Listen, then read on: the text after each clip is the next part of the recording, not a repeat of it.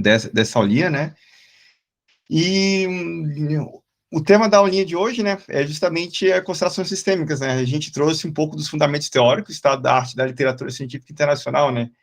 Já faz um tempo que a gente está fora do Brasil, aí isso acho que até dificultou um pouco, né, da gente se encontrar, né? Acho que quando a gente está um pouco fora do país, assim, a gente fica meio deslocado, assim, das coisas que estão acontecendo, né?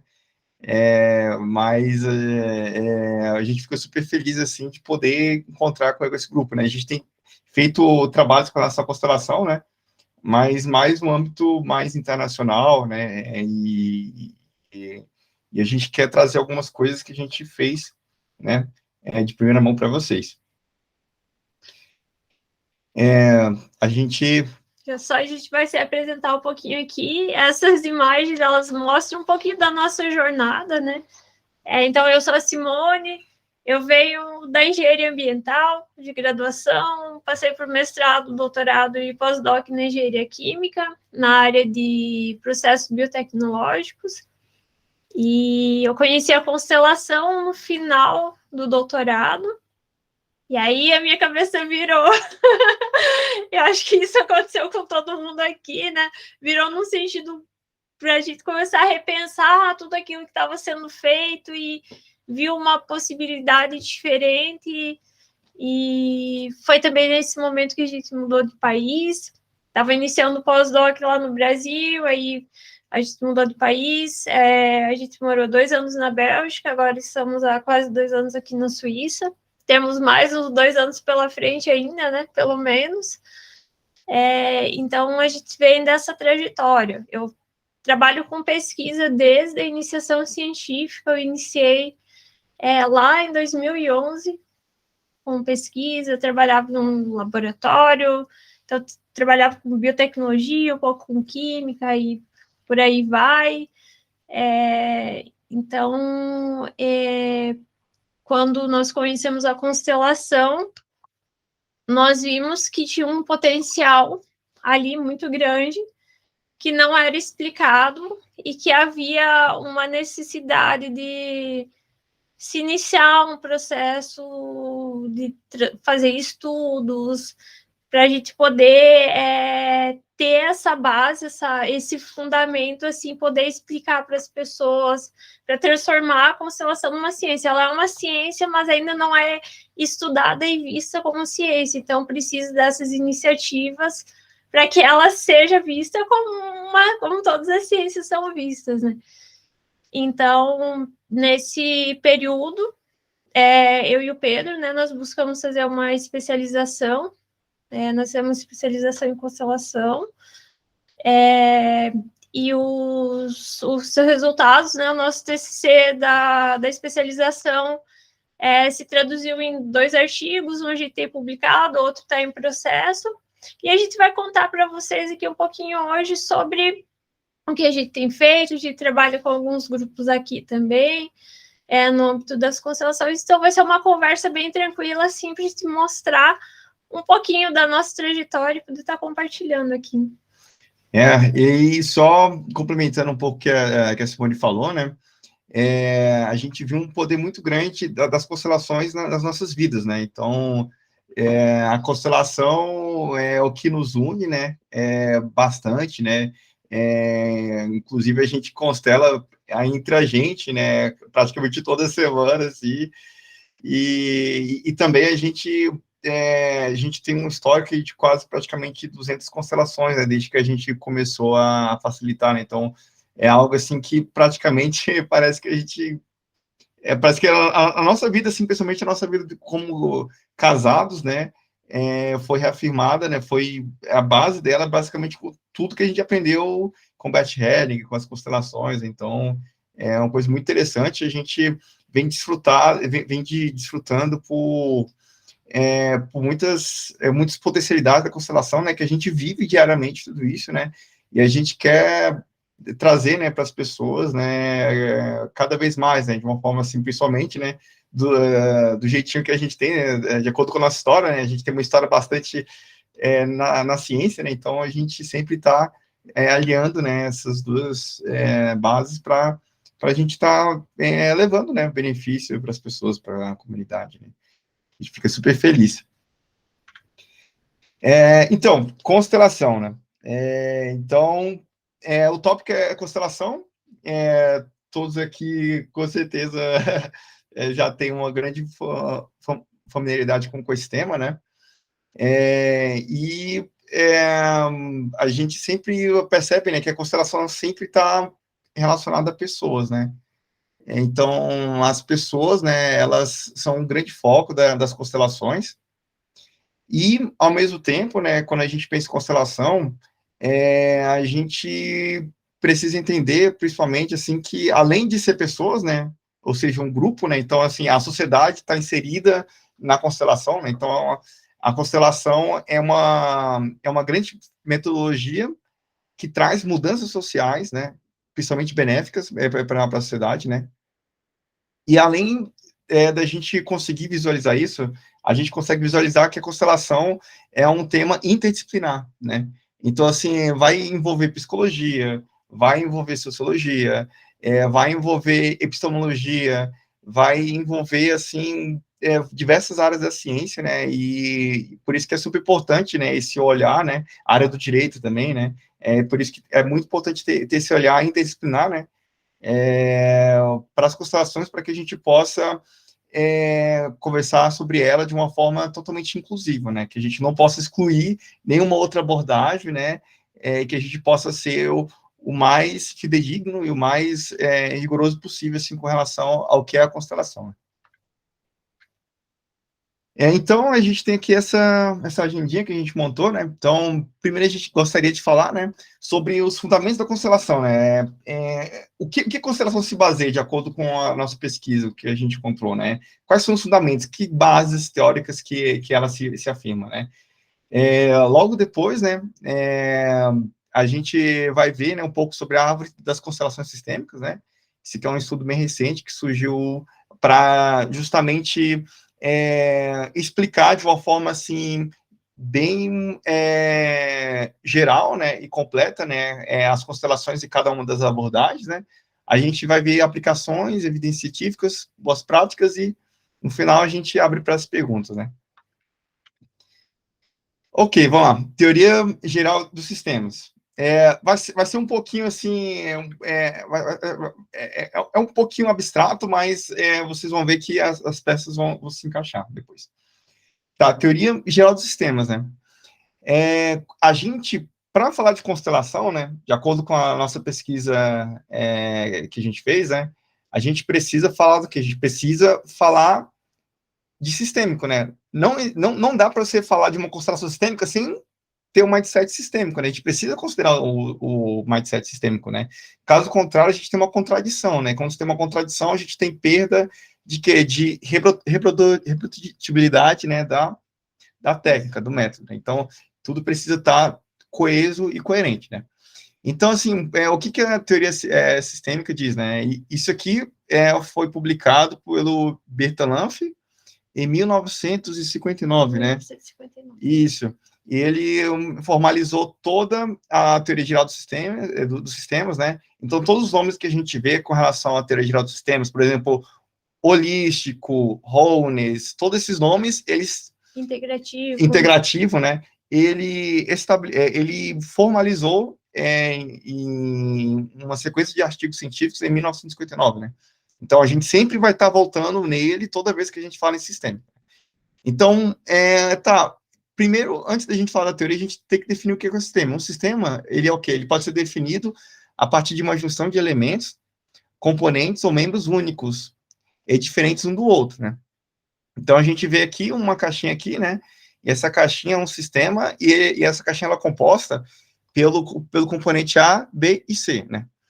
Esses elementos estão conectados, né? Então, quando a gente fala de algo sistêmico, a gente vê que os componentes entre o sistema, eles estão conectados entre si, eles fazem um certo tipo de troca, né? E, fazendo uma troca, eles possuem uma relação entre si, né?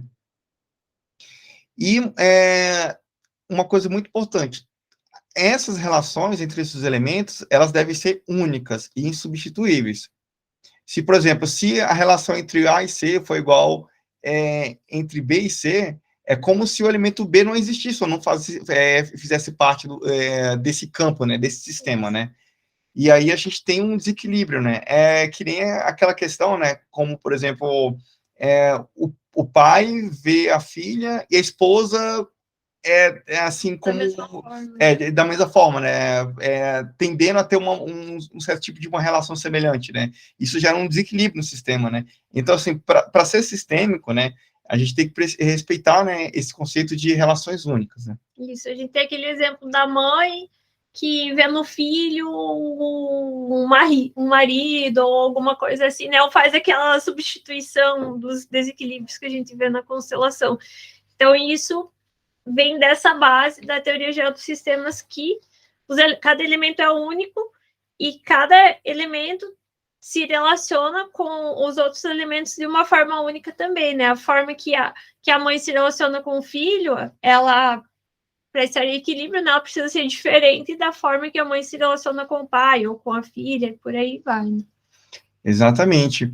E aí a gente tem esse sistema, né? A gente pode considerar o exemplo do sistema familiar, né?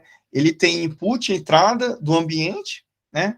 E aí a gente tem um certo tipo de processamento com relação a essas informações do ambiente, e ele dá um output para o meio externo, né? Para o vizinho, né?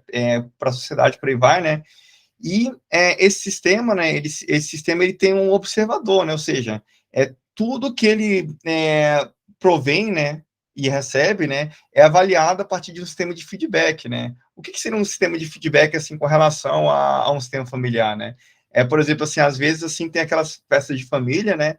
E a família prepara essa festa, né? Aí, no final da festa, sempre tem aquela conversa de mesa, né? Tipo assim, poxa, a festa foi legal ou não foi legal? O que foi na festa, né? Então, justamente, esse mecanismo de feedback que torna esse sistema familiar como se fosse um organismo vivo, assim, né?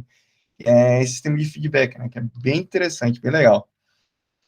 E aí, para a coesão do sistema, a relação entre os elementos necessariamente deve possuir um caráter de exclusividade, ou seja, todos os relacionamentos são únicos e insubstituíveis, foi o que a gente falou anteriormente. Aqui, né, tem aquele problema que a gente citou, né, das relações, né, se, por exemplo, se o elemento C, ele relaciona da mesma forma com todos os elementos, é como se ele não se relacionasse com nenhum. Porque a gente sabe que um elemento se relaciona com outro elemento porque ele tem um tipo de relação adaptável para cada um dos elementos, porque todos os elementos são únicos no sistema. Ninguém pode, a gente fala em inglês, down replace, né? Ninguém pode substituir nenhum e nem outro, né? E beleza, a gente entendeu agora, né, que um sistema ele é formado por essa picture aqui. E, além disso, né, o Bertalanffy, ele nos traz uma série de atributos que a gente tem que considerar para ver se algo é sistêmico ou não. Então, o primeiro atributo que a gente tem, né, é com relação à finalidade, né? Todos os sistemas têm sua finalidade e propósito, né? Qual a finalidade do sistema familiar, né? Qual é a finalidade e o propósito de um sistema de uma empresa, de uma organização, né? Todo sistema tem o seu propósito, né? E quanto mais os sistemas são alinhados ao seu propósito, mais eles são coesos, mais eles são bonitinhos, assim, né? Então, por exemplo, a gente tem aquela empresa, né? Aquela empresa que tem um foco muito voltado para a finalidade, muito clara para ela, né? Aí você vê que a empresa é muito coesa, né? Funciona bem, né? E a gente tem que considerar, né, os relacionamentos, conexões. Se um desses relacionamentos está falhando, o sistema vai falhar porque é sistêmico, né? Então, todos os relacionamentos precisam estar funcionando legal para o sistema funcionar legal. A gente tem um conceito de integralidade, né?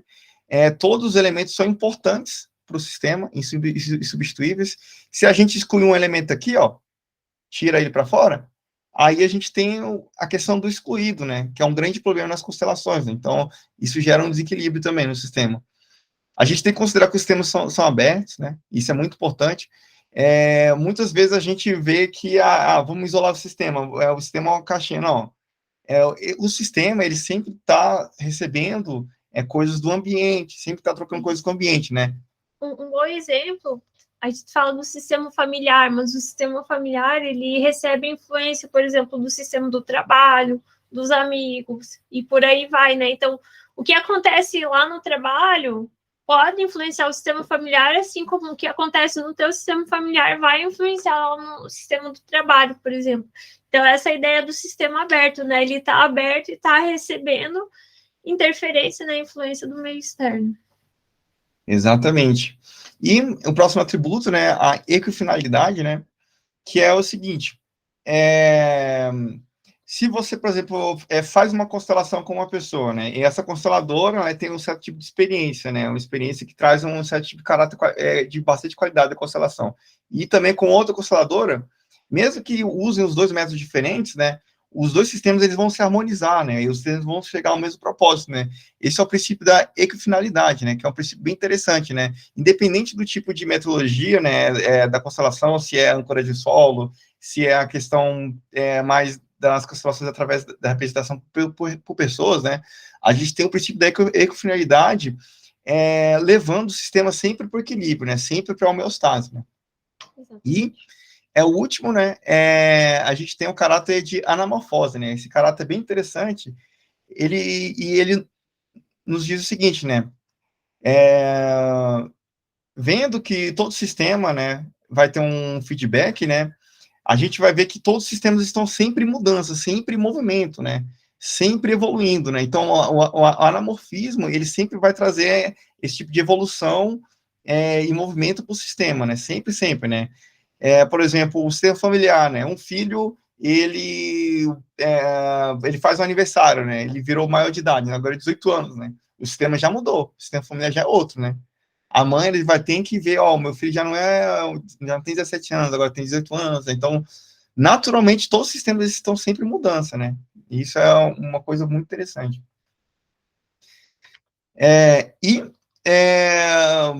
A gente tem aqui um exemplo, né, um exemplo de sistema, né, para a gente entender tudo isso, né, uma célula humana, né, uma célula humana possui uma finalidade que é o equilíbrio homeostático. Então, a gente tem a finalidade, né? O equilíbrio homeostático. Ela é composta por organelas que estabelecem relacionamentos de trocas entre elas, né? A gente tem um princípio de relacionamento. Né? Todas essas organelas são importantes para a constituição e funcionamento da célula, formando um todo, né? A gente tem o quê? Tem o princípio da integralidade. E lá também possui trocas com outras células e o meio externo, se estabelecendo assim na categoria de sistemas abertos, né? A gente tem outra característica sistêmica.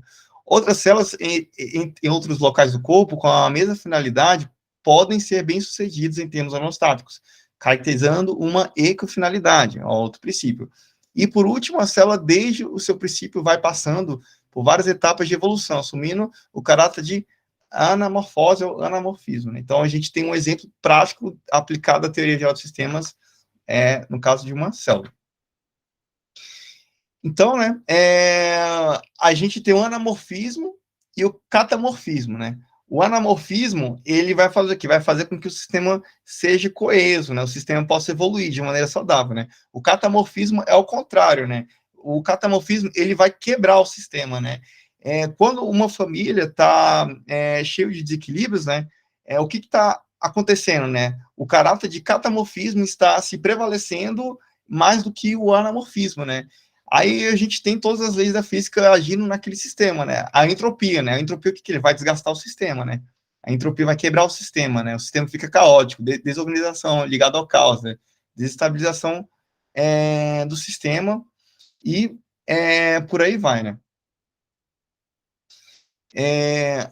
Agora, a gente... o catamorfismo, né? É justamente o sofrimento que a gente vê, né? Nos sistemas familiares, né? E por aí vai, né? Agora, quando a gente olha para o anamorfismo, né, o anamorfismo traz esse caráter de evolução do sistema vivo, né, o sistema está em movimento e vivo, né, ele vai se atualizando, né, e a gente usa, né, a terminologia de Humberto Maturana, um grande biólogo, né, da autopoética, né, o sistema ele é vivo, ele se faz, né, ele se reproduz, se adapta, é resiliente, estabilização e equilíbrio. Então, numa constelação, né, que a gente considera, né, que é uma constelação sistêmica, né, a gente considera que a gente sempre vai fazer um trabalho de facilitação para levar o sistema para o anamorfismo, né, a gente quer que o sistema se estabilize, se entra em equilíbrio, né, e todas essas leis sistêmicas são tão bonitas, que a gente consegue estudar elas de uma forma, assim, muito acurada, através até mesmo de simulações computacionais. Isso aqui é um exemplo de uma simulação que eu fiz no meu doutorado, e através da simulação a gente pode estudar, por exemplo, assim, o catamorfismo de doenças relacionadas ao sangue, né? Então, assim, o conhecimento sistêmico ele é tão poderoso, tão importante, que faz com que a gente possa estudar de uma maneira, assim, muito acurada, de doenças complexas e que dificilmente a gente poderia estudar em outros meios, né? Isso é muito bacana, muito interessante. Aí, anamorfismo, né, como falado, né, as pessoas em equilíbrio, felizes, né, fazendo essas trocas, né, do dar e receber, né, equilibrados, né. E aqui a gente tem, né, o resumo, né, da teoria geral dos sistemas, né. A natureza intrínseca sistêmica das constelações está associada aos atributos, né, que é o quê? Finalidade, relacionamentos, integralidade, sistemas abertos, sincronicidade e anamorfose. Se há práticas que contradizem esses atributos, isso pode fazer referência a um indício de fragilidade na qualidade da prática no ponto de vista sistêmico, né? Todavia, é preciso ir além desses atributos sistêmicos para definir uma constelação. Então, assim, a teoria geral dos sistemas é um atributo, é um pré-requisito básico da constelação sistêmica. Se a pessoa está trabalhando com constelação sistêmica, ela tem que ver as coisas de uma forma sistêmica. Se ela não vê as coisas de uma forma sistêmica, ela pode trazer interferências dentro da constelação que vai fazer com que o sistema fique mais catamórfico, ou seja, gere mais sofrimento do que já está lá, né? Por isso que a gente tem muitos relatos, né? E isso é muito importante da gente sempre conversar com as pessoas, né? Muito, assim, a gente realmente tem que bater nessa tecla, né? Porque, assim, tem muitas pessoas fazendo práticas que falam que são constelações sistêmicas, mas não tem nada de sistêmico, né? Estão trazendo cada vez mais catamorfismo na prática, né? Fazendo pessoas várias pessoas sofrerem, né? Aumentando mais os traumas, né? E aí a gente tem esses relatos que surgem contradizendo a proposta do método, né? Exatamente, e é justamente isso que acaba levando às situações de como que está acontecendo no Brasil, né? Que existe uma certa polarização de pessoas que condenam o método justamente porque tiveram experiências que tiveram experiências de constelação, que no fundo não foi uma constelação sistêmica que violou esses princípios, então não foi uma experiência benéfica para elas, e acabou gerando mais trauma do que auxiliando no processo de cura dos traumas, né? Então, uma das dificuldades que nós sentíamos era que precisava vir dessa base, né? Entender o que é realmente o sistema, entender quais são as características do sistema, para aí sim poder entender o que é uma constelação sistêmica de fato, para que as pessoas recebam um treinamento adequado para estar podendo fazer a prática de forma adequada também. Exatamente. Junto com a teoria geral dos sistemas, né, a gente tem uma outra teoria, né, uma outra base de fundamentos, que é justamente a teoria dos modelos mentais, né? Então, acontece, a gente vê que a teoria geral dos sistemas pode ser aplicada em várias coisas, né? Mas a gente sabe que dentro da constelação ocorre uma coisinha a mais, né? O que acontece que, por exemplo, a gente leva um participante na constelação, né? A gente coloca as mãos nos ombros da pessoa, né? E de repente começa a acontecer coisas assim, incríveis, assim, né? Começa a surgir, a emergir comportamentos, né? Emoções, né? Que assim são realmente impressionantes, assim, né?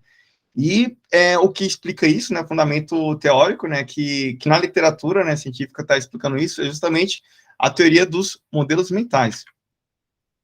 A teoria dos modelos mentais remonta a um tempo atrás, né?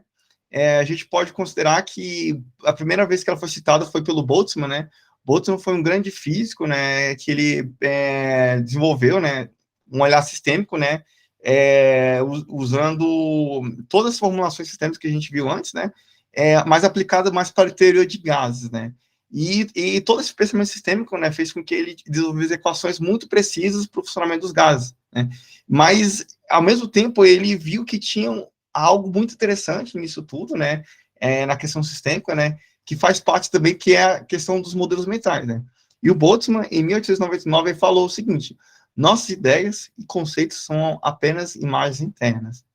Isso é o que dá um grande início à teoria dos modelos mentais.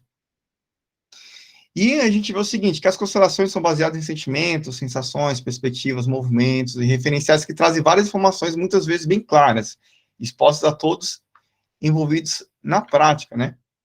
E a teoria dos modelos mentais explica exatamente isso, né? Ela traz o que? O modelo mental, né? O modelo mental é um mecanismo no qual seres humanos geram descrições de sistemas, incluindo seus propósitos e formas, explicações de como os sistemas funcionam, estados observáveis, bem como predições de futuros estados, né? Então, assim, a teoria de modelo mental, né, tem essa descrição um pouco abstrata, né? Mas a gente consegue ver muito claramente na constelação, né? Como é que funciona, né?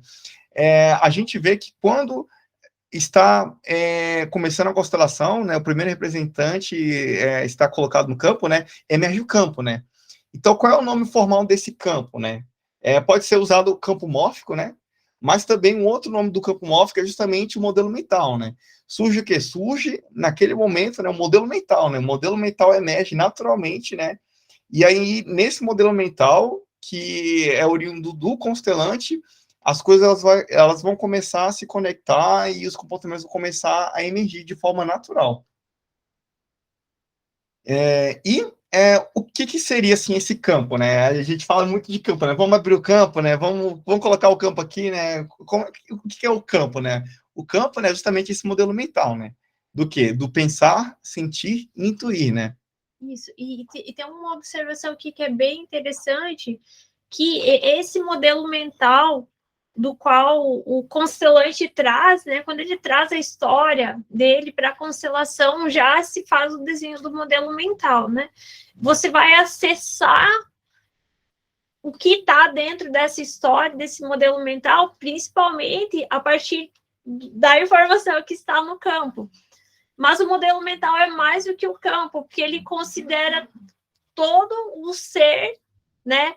Desde a existência, a forma que ele se expressa no mundo, as experiências dele, vão estar ali naquele modelo que está sendo constelado. Exatamente. E quando a gente está numa constelação, né, a gente considera justamente esse círculo aqui, né? O círculo do ser no mundo, né? A gente pode começar de qualquer ponto, né? Primeiro, a gente pode começar pela persona, né? A expressão, né? Então, vai ter uma representação de um elemento no campo, né? Aí vai surgir o quê? Pensamentos, sentimentos, palavras e atitudes, né? E aí todos esses conteúdos, né, todas essas expressões, né, desse movimento dentro da constelação de um representante, vai emergir naturalmente o que a gente chama de cultura, né, que é justamente interconexões, interpenetrações, interatividade, interdependência, né. Então, por exemplo, às vezes surge na constelação um elemento que é muito passivo, assim, na constelação. Então, se é um elemento muito passivo na constelação, há uma probabilidade muito grande de surgir o quê? Um outro elemento que é abusivo dentro da constelação, né? E aí a gente vê essa coemergência, né? Essa interdependência de pensamentos, sentimentos e palavras e atitudes dentro da constelação, né? E essa cultura, né, de interconexões, interdependência, vai gerando o que a gente chama de campo mórfico, né? Que é o paradigma do grupo, né? Aí vem a memória coletiva, né? Que a gente pode falar de memória espiritual, genética, memória familiar, aprendizados, tanto formal e informal, preconceito, situação atual, expectativas, sonhos, consciência e responsabilidade. Aí, quando a gente está fazendo constelação e a gente faz todas as facilitações, né, fazendo com que o sistema se equilibre, né, a gente vai estar atuando dentro do campo mórfico, né, e o campo mórfico vai o quê? Vai atuar diretamente na questão da existência do ser no mundo. E quando atua na existência, meio que os valores e como a pessoa se vê no mundo e como vê o mundo vai se ajustando de tal forma assim que parece que é uma mágica que parece que o mundo está outro, assim, né? Vai alterando todo o sentimento de existência da pessoa e transforma a compreensão do mundo da pessoa, né? Isso lembra aquela frase do Bert, né? Antes eu não via e agora eu vejo, né? Agora Isso. Eu vejo que alguma coisa mudou, né? Isso, exatamente. Então, assim, quando a pessoa fala essa frase, né, é porque ela fez justamente esse caminho, né?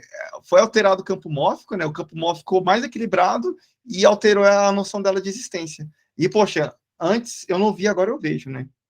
Então, assim, isso aí é incrível, assim, é muito lindo, assim. E aí, né, aqui, basicamente, a gente imagina uma constelação, né? Ao descrever o tema a ser constelado, o constelante ele começa a construir uma paisagem mental de referenciais relacionados a esse tema, né?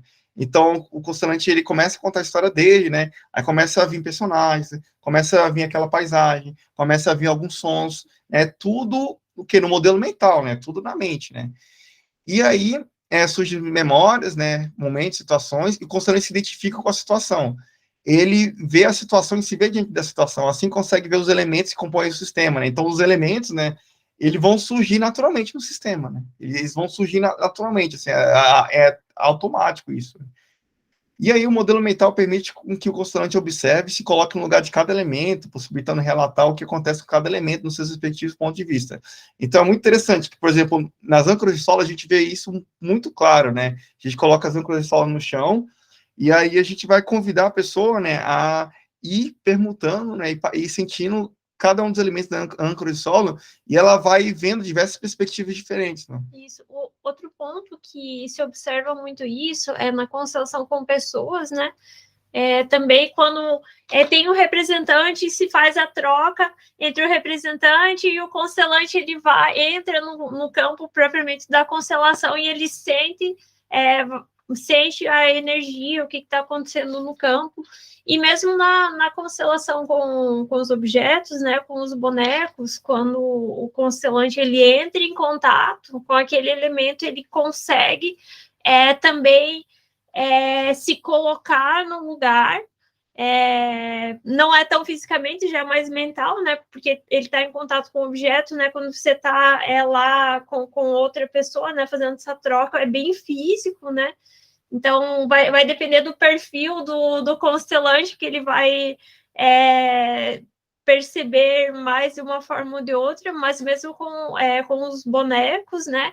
Se tem todo esse efeito da constelação justamente por isso, né? Porque ele se identifica e, ao mesmo tempo, também ele se identifica, né? Consegue trazer essa nova visão com relação ao que está acontecendo no sistema.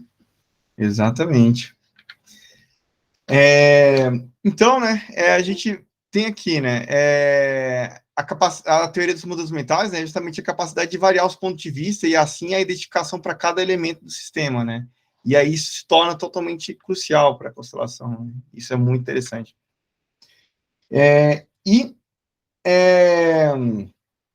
A gente tem aqui, né, um exercício, assim, bem interessante, né, que demonstra, né, a questão da teoria dos modelos mentais, né. As informações relacionadas à paisagem mental, construída pelo modelo mental, emergem naturalmente, e o constelante pode se expressar de acordo com essas informações, né. Há diversas formas de expressão dessas informações, e quanto mais diversas, mais rica e intensa a prática, né, pessoas, objetos, solo, e por aí vai, né. Então, tem um grande cientista, né, chamado Wittgenstein, né, o nome dele. Ele é um dos colaboradores da teoria dos modelos mentais, né, e ele traz muito forte nessa questão da troca de perspectivas, né, dessas várias visões que podem ocorrer, né, a partir de uma figura, né. Então, por exemplo, aqui nessa figura, a gente pode ver um cubo, né, mas além de um cubo, a gente pode ver o quê? Uma pizza. Mas além dessa pizza, a gente pode ver o quê? Um guarda-chuva de cima para baixo, né? E além do guarda-chuva, a gente pode ver um conjunto de triângulos, né? E, por exemplo, se a gente tem um elemento que é muito específico na constelação, né? Esse elemento pode até ver que isso é um dominó triangular, né? Por que parece que existe dominós triangulares, né? Então, ele pode trazer essa visão. Tá certo ou tá errado? Não tá certo nem errado, né? É a visão do que ele sente da realidade, né? Então, os modelos mentais e as próprias constelações, elas vão trabalhar com esse tipo de abordagem, dessas várias visões, e essas várias visões, elas precisam estar harmonizadas, né? Não que todo mundo tenha que concordar com o mesmo ponto de vista, mas que essas visões, elas possam ser harmonizadas de tal forma que os elementos, eles se sintam bem dentro de uma constelação, dentro do campo mórfico, né? Beleza. Agora a gente terminou, né, a questão das bases das constelações, né? A gente vê que as constelações têm duas bases fortes, né? A primeira base, que é fundamental, né? Se a gente está falando sobre constelação sistêmica, a gente tem que falar do quê? Da teoria sistêmica. Então, a gente tem essa primeira base, que é a teoria sistêmica. E a teoria sistêmica, por si só, ela não faz a constelação acontecer, né? Tem alguma coisa que falta, né? E essa coisa que falta é justamente a teoria dos modelos mentais. Então, a gente tem outra base da constelação, né? E a partir dessas duas bases fortes, a gente tem o que? A gente tem a árvore das constelações sistêmicas surgindo. Olha só que interessante. A gente tem aqui a teoria geral dos sistemas, e a gente tem aqui a teoria do mental model. Quando a teoria dos modelos mentais, ela pluga, né, ela se junta com a teoria geral dos sistemas, aí a constelação, ela emerge de uma forma naturalmente, naturalmente coemergente, né, ela emerge assim, né. E aí a gente tem o que a gente chama de, na literatura, constelações sistêmicas, né. Constelação sistêmica é justamente a combinação desses dois fatores, né. E aí, dentro desse conjunto, né, desse arcabouço teórico de constelação sistêmica, a gente tem as ramificações, né, os galhos, né, das constelações, né, por isso que a gente chama de árvore das constelações, né. A gente tem a mais famosa, né, que é a constelação familiar, é mais conhecida, né, que é a constelação familiar, né, que o Bert Helling trouxe, né, para a gente, né, é um grande feito na história da humanidade, né, e a gente trabalha muito, né, com a questão da família, né, a questão dos ancestrais, né, constelação familiar, né. Aí a gente tem, né, uma vertente, né, dentro da constelação familiar, né, que é a vertente do Weber, que é a constelação organizacional, né. Essa constelação, ela tem um potencial muito grande, principalmente para aquelas empresas de base familiar, né. Então, assim, muitas vezes você trabalhando numa empresa de base familiar, você consegue tirar insights muito, muito valorosos, assim, para fazer com que a empresa possa ter uma coesão muito interessante. Aí, surgindo também, né, aqui dessa árvore de constelação, tem a constelação estrutural, né, é mais focada, né, para a estrutura dos elementos, da estrutura da conexão dos elementos, né, visa mais a questão mais de pragmatismo, objetividade, né, mais focado para resolver problemas. E a gente tem uma outra constelação assim, que surge, né, dessa constelação estrutural, que é a constelação investigativa, né? Que os grandes centros, principalmente aqui da Europa, né, a Universidade de Bremen, por exemplo, eles usam a constelação para criar projetos, criar novas tecnologias, né? Inclusive, tem uma tese de doutorado lá, onde eles construíram um robô humanizado, né, para cuidado de idosos, e toda a construção desse robô foi em cima da realização de várias constelações, é bem interessante. Exatamente. E aí, depois, né, a gente tem a constelação transpessoal, né? A transpessoal vem da teoria, né, da psicologia transpessoal, né? Ela considera vários tipos de sistemas, né? E a gente pode também, né, analisar o sistema, né, como a pessoa por si só, né? Então, a gente considera os valores da pessoa, a gente considera os aspectos sociais, né? E a gente considera, por exemplo, questões de guerra e por aí vai, né? Então, considera a psicologia transpessoal, né? E a gente tem uma outra vertente, né? Uma vertente que utiliza das técnicas sistêmicas da computação, né? Junto com todo esse arcabouço, né? Que é justamente a constelação digital, né? A gente tem teoria dos grafos, inteligência artificial, análise de dados, né? Feedback contínuos e a questão dos reports contínuos também, né? Lembrando que essa árvore, ela não é uma árvore exaustiva, né? Essa árvore foi uma árvore que a gente montou, a gente até publicou num artigo que a gente vai compartilhar depois no grupo, mas nós sabemos que existem outras constelações, por exemplo, tem a constelação da natureza, constelação na água, mas a gente usou aqui o que tinha na literatura científica já relatado, né? Então, essa árvore, ela precisa ser estendida com as novas modalidades de constelações. Teve modalidades que surgiram depois que nós já tínhamos publicado esse material. Então, ela é uma árvore em construção, ela não é uma...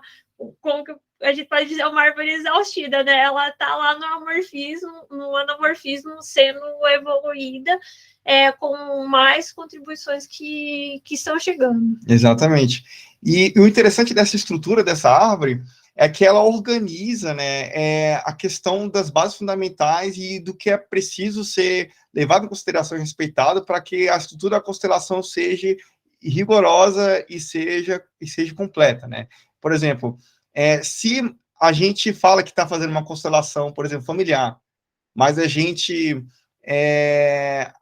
a gente interfere, né, e a gente simplesmente corta, ignora por exemplo, o princípio das relações, dos relacionamentos dos elementos, né, ela já deixa de ser sistêmica, né, e quando ela deixa de ser sistêmica, né, tudo que o Bert Hellinger falava, né, já não vai funcionar mais. Novamente, né, a gente tem aquele comentário, né, por isso que tem muita gente, né, falando que faz várias constelações, né, só que muitas das constelações acabam trazendo muitos sofrimentos para as pessoas, aumentando mais traumas. Por quê? Porque as constelações, muitas vezes, né, a partir desses traumas oriundos, né, que crescem a partir dessas intervenções, né, não respeitam justamente essa estrutura, né, essa estrutura que está muito bem mapeada na literatura, né, e que está bem descrita, né, pelo Bert Hellinger, inclusive. Assim. E tem uma observação importante, vocês podem ver que a setinha, ela está indo para cima, ela não está indo para baixo. Isso. Por que será? Exatamente. Porque todos aqui de baixo precisam respeitar quem está em cima, né? Que veio primeiro, né? A própria árvore da constelação, né, ela é sistêmica, né? ela segue os princípios aí da hierarquia do Bert Hellinger, né? Então, ela, assim, a estrutura, como ela pela ordem, exatamente, né? A própria estrutura dela, né? Ela a própria estrutura sistêmica dela, então é muito interessante. Então, né? Aí a gente tem os exemplos, né? Das constelações, na constelação familiar, né? Que a gente já conhece muito, bastante, né? E a gente tem a constelação organizacional, né? O Weber, né? Ele foi aluno do Bert Hellinger, né? E ele expandiu, né? Os conceitos das constelações para a questão organizacional. Inclusive, ele palestrou no último evento sobre conferência na Conferência Internacional sobre Constelações, né? Aí a gente palestrou junto com ele, não exato do lado dele, né? Mas a gente estava no mesmo evento palestrando também, né? Acho que a Flávia estava também lá. Tava lá também, né? Legal. Mas a gente não se cruzou. O ruim do virtual é que é difícil, muito difícil de se encontrar, né? O ruim do virtual é muito difícil de se encontrar, né? Depois a gente foi ver que tinha trabalho no Brasil, lá tinha apresentações no Brasil. Aí eu conectei depois, assim, bem depois, os nomes. Agora, falando com a Flávia, eu conectei, eu vi em algum lugar, estava lá, a gente estava no mesmo evento e não se encontrou. Isso, Tomara que o próximo possa ser pessoalmente, né? O próximo possa ser virtual, deixar de ser virtual, né? Tomara. E, né, a gente tem aqui, né, a questão da constelação organizacional, né? Na pesquisa de literatura, quando a gente olha para a literatura, né, a gente vê que quando a gente trabalha em constelação organizacional, a gente tem mais uma preponderância maior da constelação familiar do que a estrutural, né? Isso é muito interessante, né? Porque apesar da estrutural ser muito focado, né, na questão da objetividade, né, pragmatismo, né, e solução de problemas, né, a familiar ela vem, né, ajudando muitas organizações, né, a entrar em coesão, né, em equilíbrio, assim, né? Isso, principalmente porque grande parte das empresas, elas vêm do contexto familiar, né, são empresas familiares que vão crescendo, então a gente vê, assim, que quando se fala constelação organizacional e se olha para a literatura, para as referências que citam lá uns trabalhos de constelação organizacional, tem uma grande predominância da constelação familiar, né, nesse contexto. Exatamente. E, né, a gente tem aqui, né, as vertentes, né, da aplicação da constelação que a gente viu na literatura, né. Então, assim, a gente tem a vertente, né, relacionada à organização, empresas, né, e business.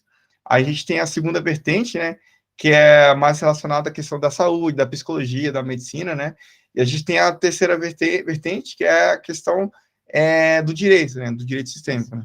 E a gente vê de novo aqui a grande predominância da aplicação da constelação familiar, né, nessas três áreas.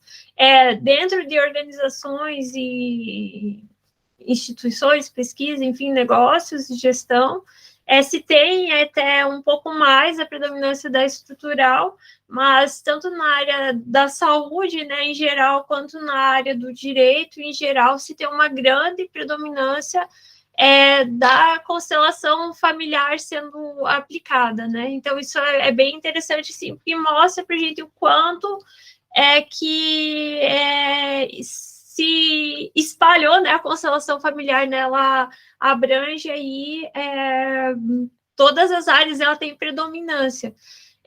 Por que a gente compara aqui, né, constelação familiar e estrutural? Quando nós fizemos esse estudo, nós olhávamos lá, constelação sistêmica, mas quando a gente ia ler do que se tratava, era mais uma referência à constelação sistêmica familiar do que aquela constelação sistêmica que está lá em cima. Então, a gente via que, basicamente, a literatura hoje, ela fala entre constelação, o que vem, que é mais ou menos o braço da constelação sistêmica, o braço da constelação estrutural e algumas constelações que vêm surgindo, como a transpessoal, né, que tem o seu próprio braço, a constelação digital também, que a gente vai falar um pouquinho para vocês aqui, que é o método que nós registramos também. E então nós temos mais ou menos essa organização que está acontecendo na literatura. Exatamente. A gente só tem uma pergunta, né, na questão da constelação sistêmica gemelar, né? A gente ainda não teve tempo, né, de se aprofundar o suficiente para a gente poder, né, incluir, né, a questão da constelação gemelar, né, dentro das constelações, mas é algo assim que a gente já está dentro dos planos, né, para a gente conhecer, estudar a profundo, né, para ver onde que ela se inclui, né? Se é a partir, né, uma vertente do Brett Helling, né, ou se é algo assim mais transversal, assim, né? Exatamente. Aí a gente tem a constelação estrutural, né, do Matias Vargas e da Inzi Sparre, né? É uma constelação bem interessante, né, que é muito focado na questão da solução de problemas, né? E basicamente não tem nada de intervenção, né? Você só coloca o sistema e sente como o sistema tá. E é só isso, assim. Ela também, apesar de não ser tão popularizada, né? Ela tem muitas vantagens, assim, é bem interessante ela. Constelação investigativa, né? O pessoal da Universidade de Bremen trabalha bastante com ela, né? Ela vem com uma vertente da constelação estrutural e ela é muito voltada na questão do ensino, pesquisa, né? Dentro das escolas e universidades. A constelação transpessoal do professor Milton Menezes, né? É uma constelação que pega a teoria da psicologia transpessoal, né? E vai aplicando como pressuposto nas constelações sistêmicas, né? E aí é uma constelação que é interessante porque vai abrangendo, né, as questões familiares, né, e também as questões intrapessoais, né, intrapessoais contendo a história da pessoa, né, e a dinâmica interna e por aí vai, né. E a nossa constelação, né, que a gente registrou, né, que é a constelação digital, né, a gente pega tudo da constelação sistêmica, né, e a gente vai, né, aplicando métodos de medição, né, e feedback contínuo. A gente vai comentar um pouquinho mais depois, que é bem interessante, né. A gente tem uma pergunta ali, a transpessoal é para traumas? Então, os traumas são desequilíbrios dentro do sistema, né. Dentro de uma constelação, a gente sempre tem que ver o trauma como um fenômeno que acontece e coemerge de uma forma sistêmica, né? Então, assim, de certa forma, todos estão interligados a esse trauma, né? Aí, como é que a gente pode trabalhar esse trauma, né? A gente pode trabalhar usando, por exemplo, a constelação transpessoal, né? Na constelação transpessoal, a gente representa a pessoa, né? Como se fosse partes internas, né?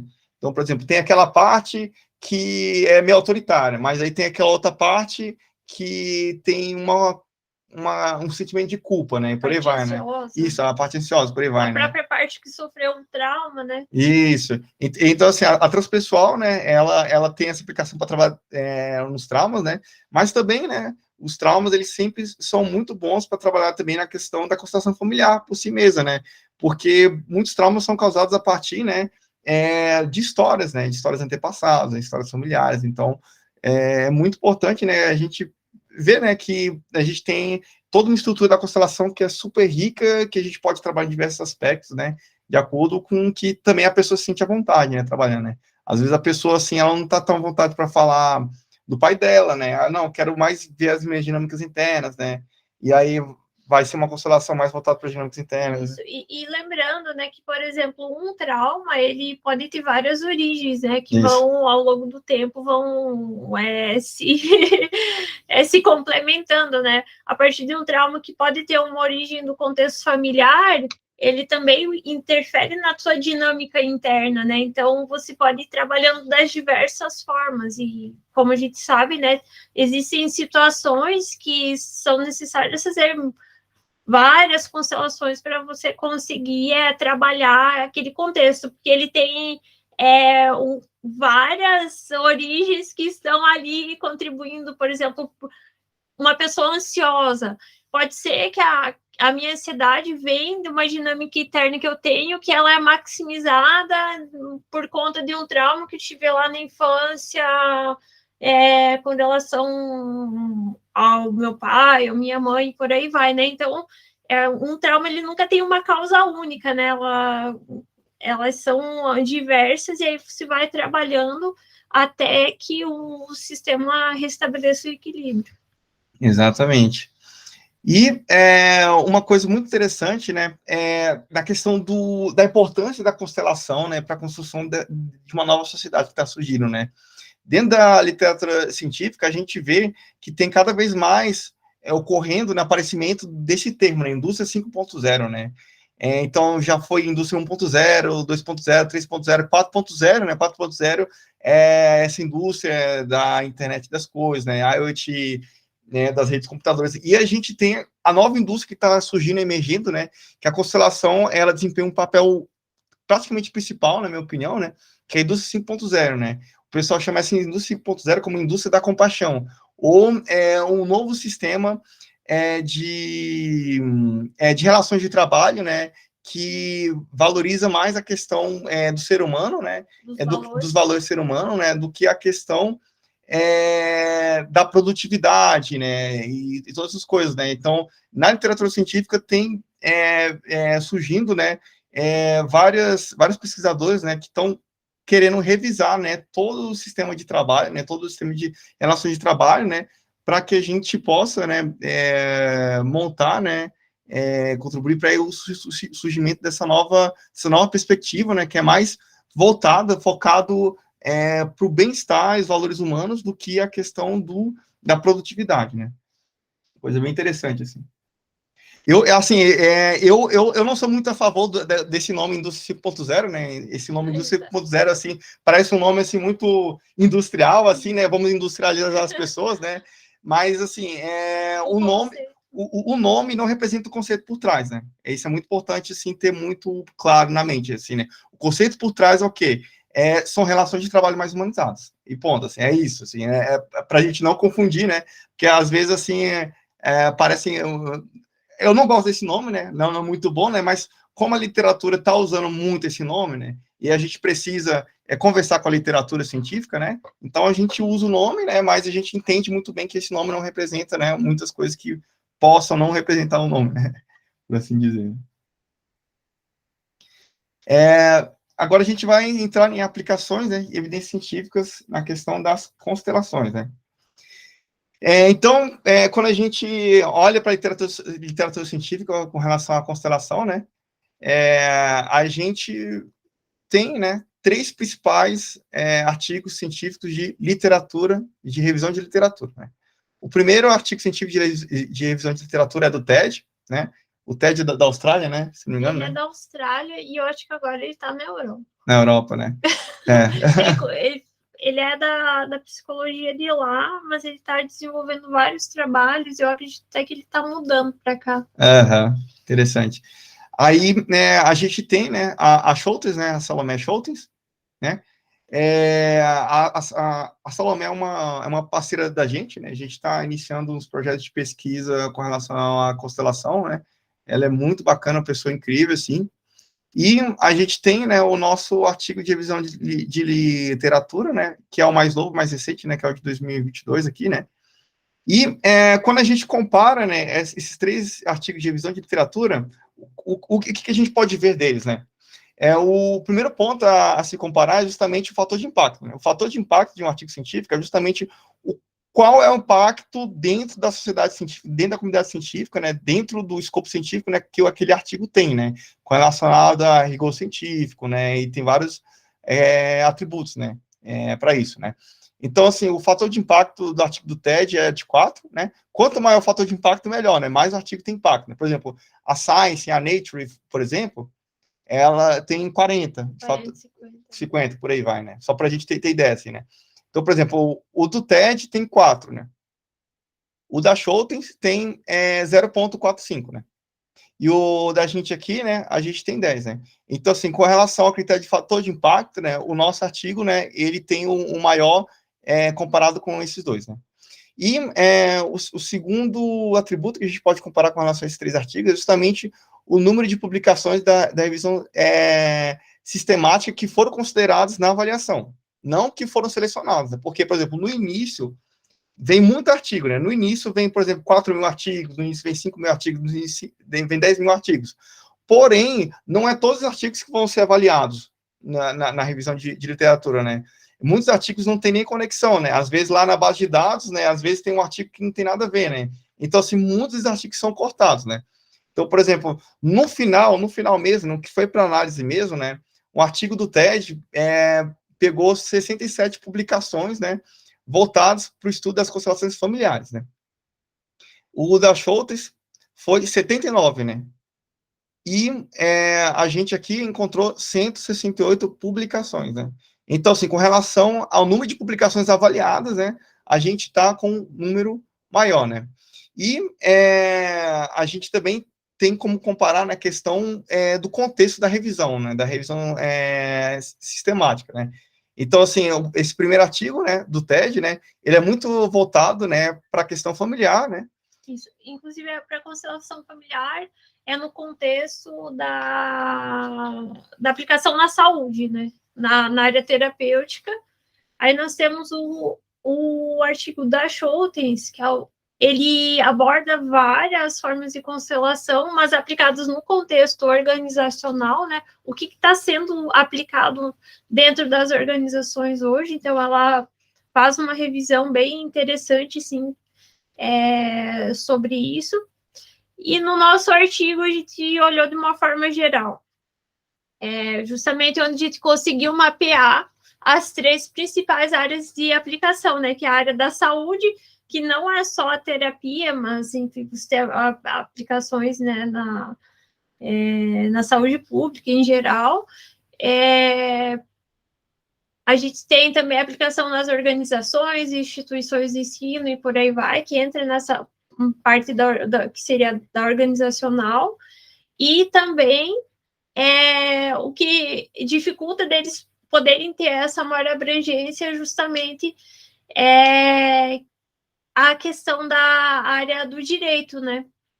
Na nossa revisão, nós incluímos como foi usado como base para essa análise os abstracts, as publicações que possuem um resumo em inglês.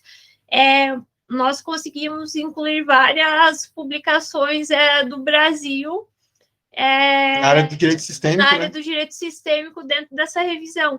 E aqui fora, as pessoas não conhecem essa aplicação no direito sistêmico, não é trabalhado, assim. Não é trabalhado dentro do direito sistêmico, né? É uma coisa que, se você não conhece ninguém do Brasil, você está um pouco fora do Brasil, você nem vai ter muito acesso a essa aplicação que no Brasil hoje. Eu acredito que seja uma das principais aplicações da constelação que a gente tem registros, né? Mais do que até na área terapêutica, se a gente for avaliar especificamente no Brasil o uso das constelações. Isso, exatamente. E aí, né, a gente tem essas 3 opções, né?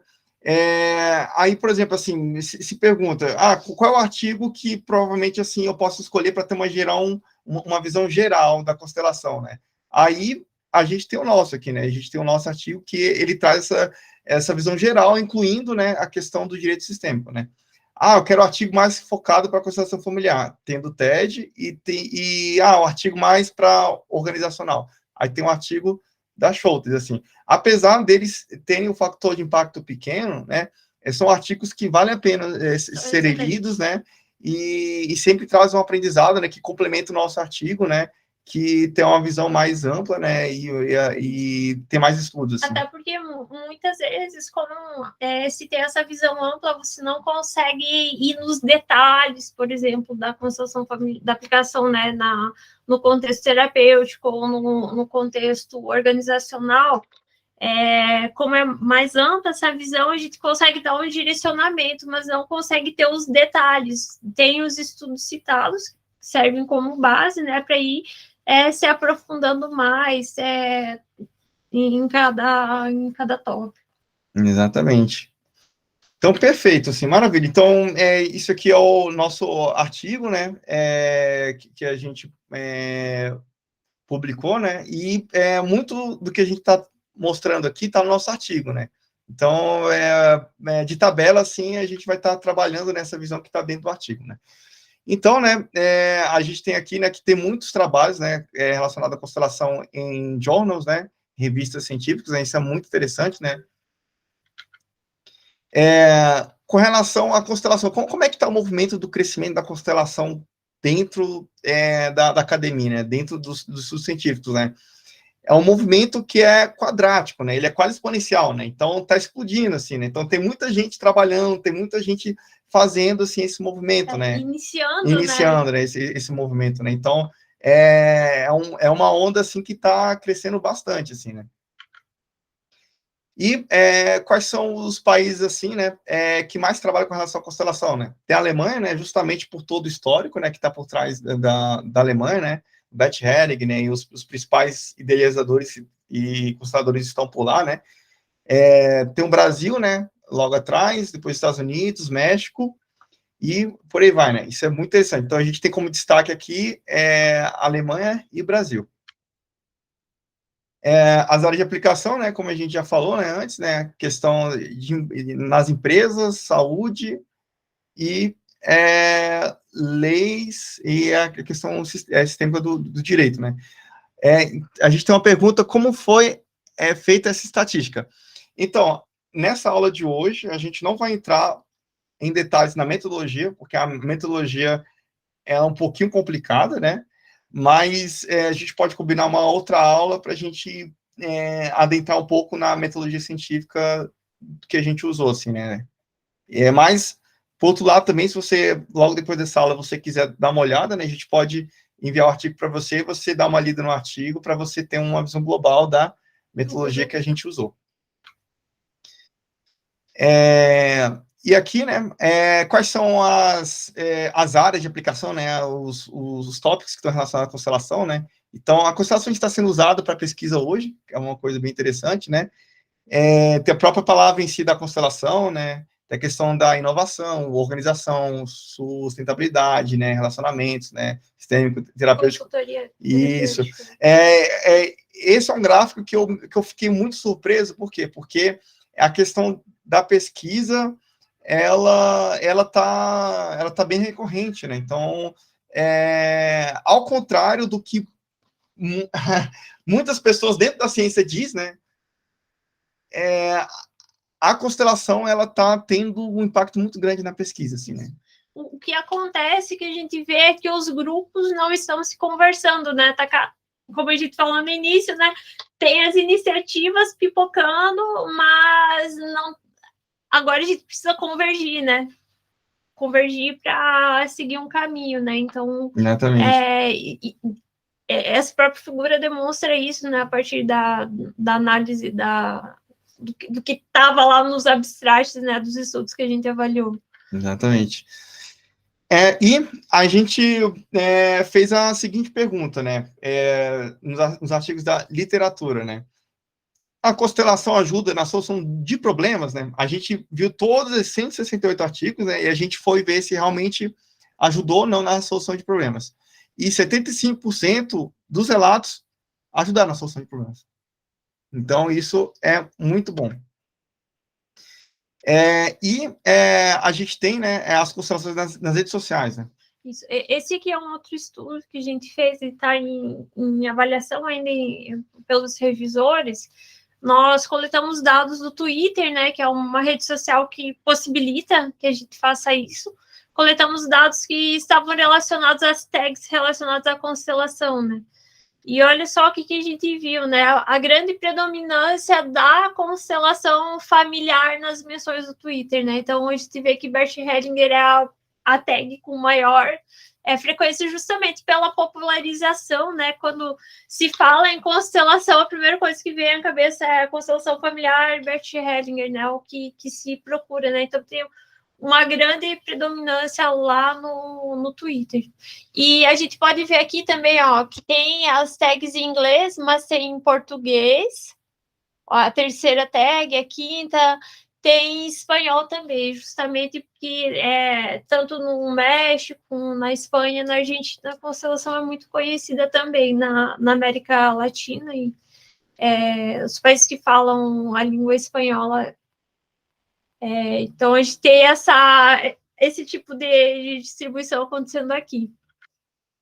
E aqui a gente tem os países que são mencionados dentro dos tweets relacionados à constelação. Nós conseguimos fazer a análise geográfica também. Os brasileiros são os que mais tweetam sobre constelação, né?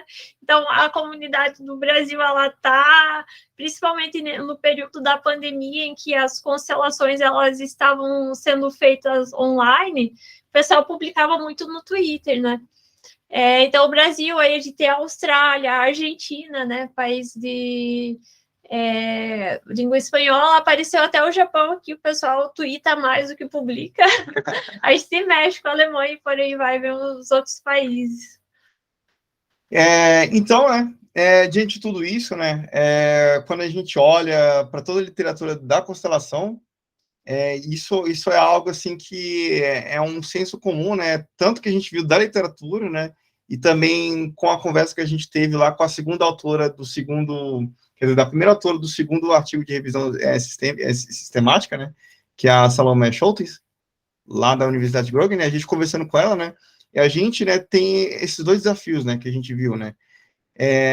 A gente tem a questão da conduta dos facilitadores, né, conduta ética, coerência na forma como os princípios da técnica de constelação são aplicados, né, aspectos metodológicos, postura do facilitador, né. Então, atualmente, na literatura internacional, a gente tem esse desafio, né, dentro da questão da constelação, na questão da conduta dos facilitadores, né, e o segundo desafio que a gente tem é justamente o processo de formação, né, diversas instituições que oferecem curso de formação, né, porém, não há uma instituição que qualifique até se esse profissional está preparado, de fato, para o exercício da atividade, né. Então, muitas vezes, assim, se tem aquele estudo que é autodidata, assim, né, que a pessoa pega o livro do Bert Hellinger, lê por si mesma, né, e aí, de repente, vai chegar e começar a constelar, né. Não que esse método, né, não seja um método factível, né, porém, o que seria interessante o seguinte, é essa pessoa passar por um processo de avaliação, de qualificação da postura dela, da prática dela, né, com relação à constelação sistêmica, né, porque, caso contrário, né, a gente vai ter esse grande problema, né, de muitos relatos surgindo da constelação, né, de que a constelação causa mais sofrimento do que um alívio, né, piora mais do que ajuda, né, então, isso aí é uma das ideias, né, que tem se surgido, né, na constelação, que a gente conversa aqui, né, com o pessoal aqui, né, para poder ajudar nessa questão, né, da formação do constelador por si mesmo, né, para que ele possa oferecer algo de qualidade, né, e que realmente tenha uma reprodutibilidade com relação ao que se espera da constelação, né. A pessoa, ela vai para a constelação com sofrimento, né, ela não pode sair da constelação com mais sofrimento, né, ela não pode chegar lá e aumentar o sofrimento dela, né. E, infelizmente, tem muitos relatos disso, assim, né, e esses relatos, eles são usados, assim, por pessoas que não entendem da constelação, que querem simplesmente falar que a constelação é uma pseudociência, né, esses relatos são usados por essas pessoas, para que, assim, todo o respaldo da constelação não ser reconhecido de forma devida, né? Então, a gente tem esse problema, assim, né? Tem uma pergunta da Camila aqui. Nesses estudos que a gente fez, nós consideramos o que estava disponível em inglês, justamente pela questão do processamento de dados, né? Hoje em dia, a maioria dos algoritmos, eles são desenvolvidos para trabalhar com textos em inglês. Aí a gente aqui está trabalhando, desenvolvendo um algoritmo específico para poder fazer uma tradução adequada dos textos para que a gente possa incluir outras línguas, né? Então, nós precisamos de um algoritmo que seja um tradutor multilingual, né? Que traduza... tem bastante publicação em húngaro também, o pessoal da Hungria trabalha muito com publicação. Tcheco, ótimo, né? Da República Tcheca também, da Alemanha. Nesses tweets, por exemplo, aparece a tag escrita em espanhol, mas o texto ele estava em inglês. Então, o que o pessoal faz muito escreve em inglês e aí marca as tags em outras línguas, né? Mas as pesquisas que agora a gente precisa expandir, né, nessa próxima etapa, criar esse tradutor multilingual para poder incluir as publicações em português, tanto do Brasil quanto em Portugal, húngaro, do alemão, do espanhol, e por aí vai, para aumentar essa base de dados. Né? Exatamente. E agora a gente tem essa pergunta interessante, né? Como mensurar a constelação, né? Lembrando, né, que para a gente estudar algo, né, de forma científica, né, a gente precisa mensurar, né?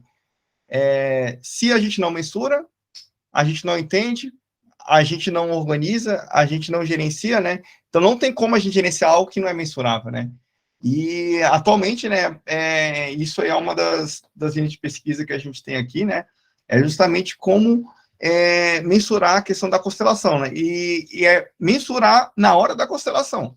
Lá na hora da constelação, né, e coletar dados para o estudo. Né? Então, não é depois nem antes da constelação, é lá quando o campo está aberto lá, a gente vai estar mensurando, né, tudo, né? E por que isso, né? Porque quando a gente faz, tem um potencial enorme dos formulários para a gente ver a percepção da pessoa, mas depois que ela já saiu da constelação, muitas vezes se perde informação ali, né? Mesmo que ela vai relatar experiências, às vezes ela nem lembra, já faz muito tempo que ela fez a constelação. Então, a gente não consegue pegar aquela informação em real time, como a gente diz, né? No minuto exato ali que aconteceu, né? Que a informação veio. Então, eles são muito bons, mas para a gente entender o mecanismo da constelação, a gente precisa coletar os dados durante a constelação, né? Que é o que a gente está buscando aqui, né? No desenvolver as pesquisas, a gente vai buscar entender lá o mecanismo, né? Como que funciona cada etapa, como que acontece a mudança do comportamento e tal. Então, mais nesse sentido. Isso. E aqui a gente tem uma pergunta, né, certo? Mas como conceituar cientificamente a constelação? A gente já conversou sobre isso, né? Vamos voltar aqui para relembrar. Justamente o conceito científico, né, que a gente trabalha com relação à descrição da constelação, é justamente esse, a árvore das constelações. É isso aí. Teoria geral dos sistemas, científico, modelo mental científico, né?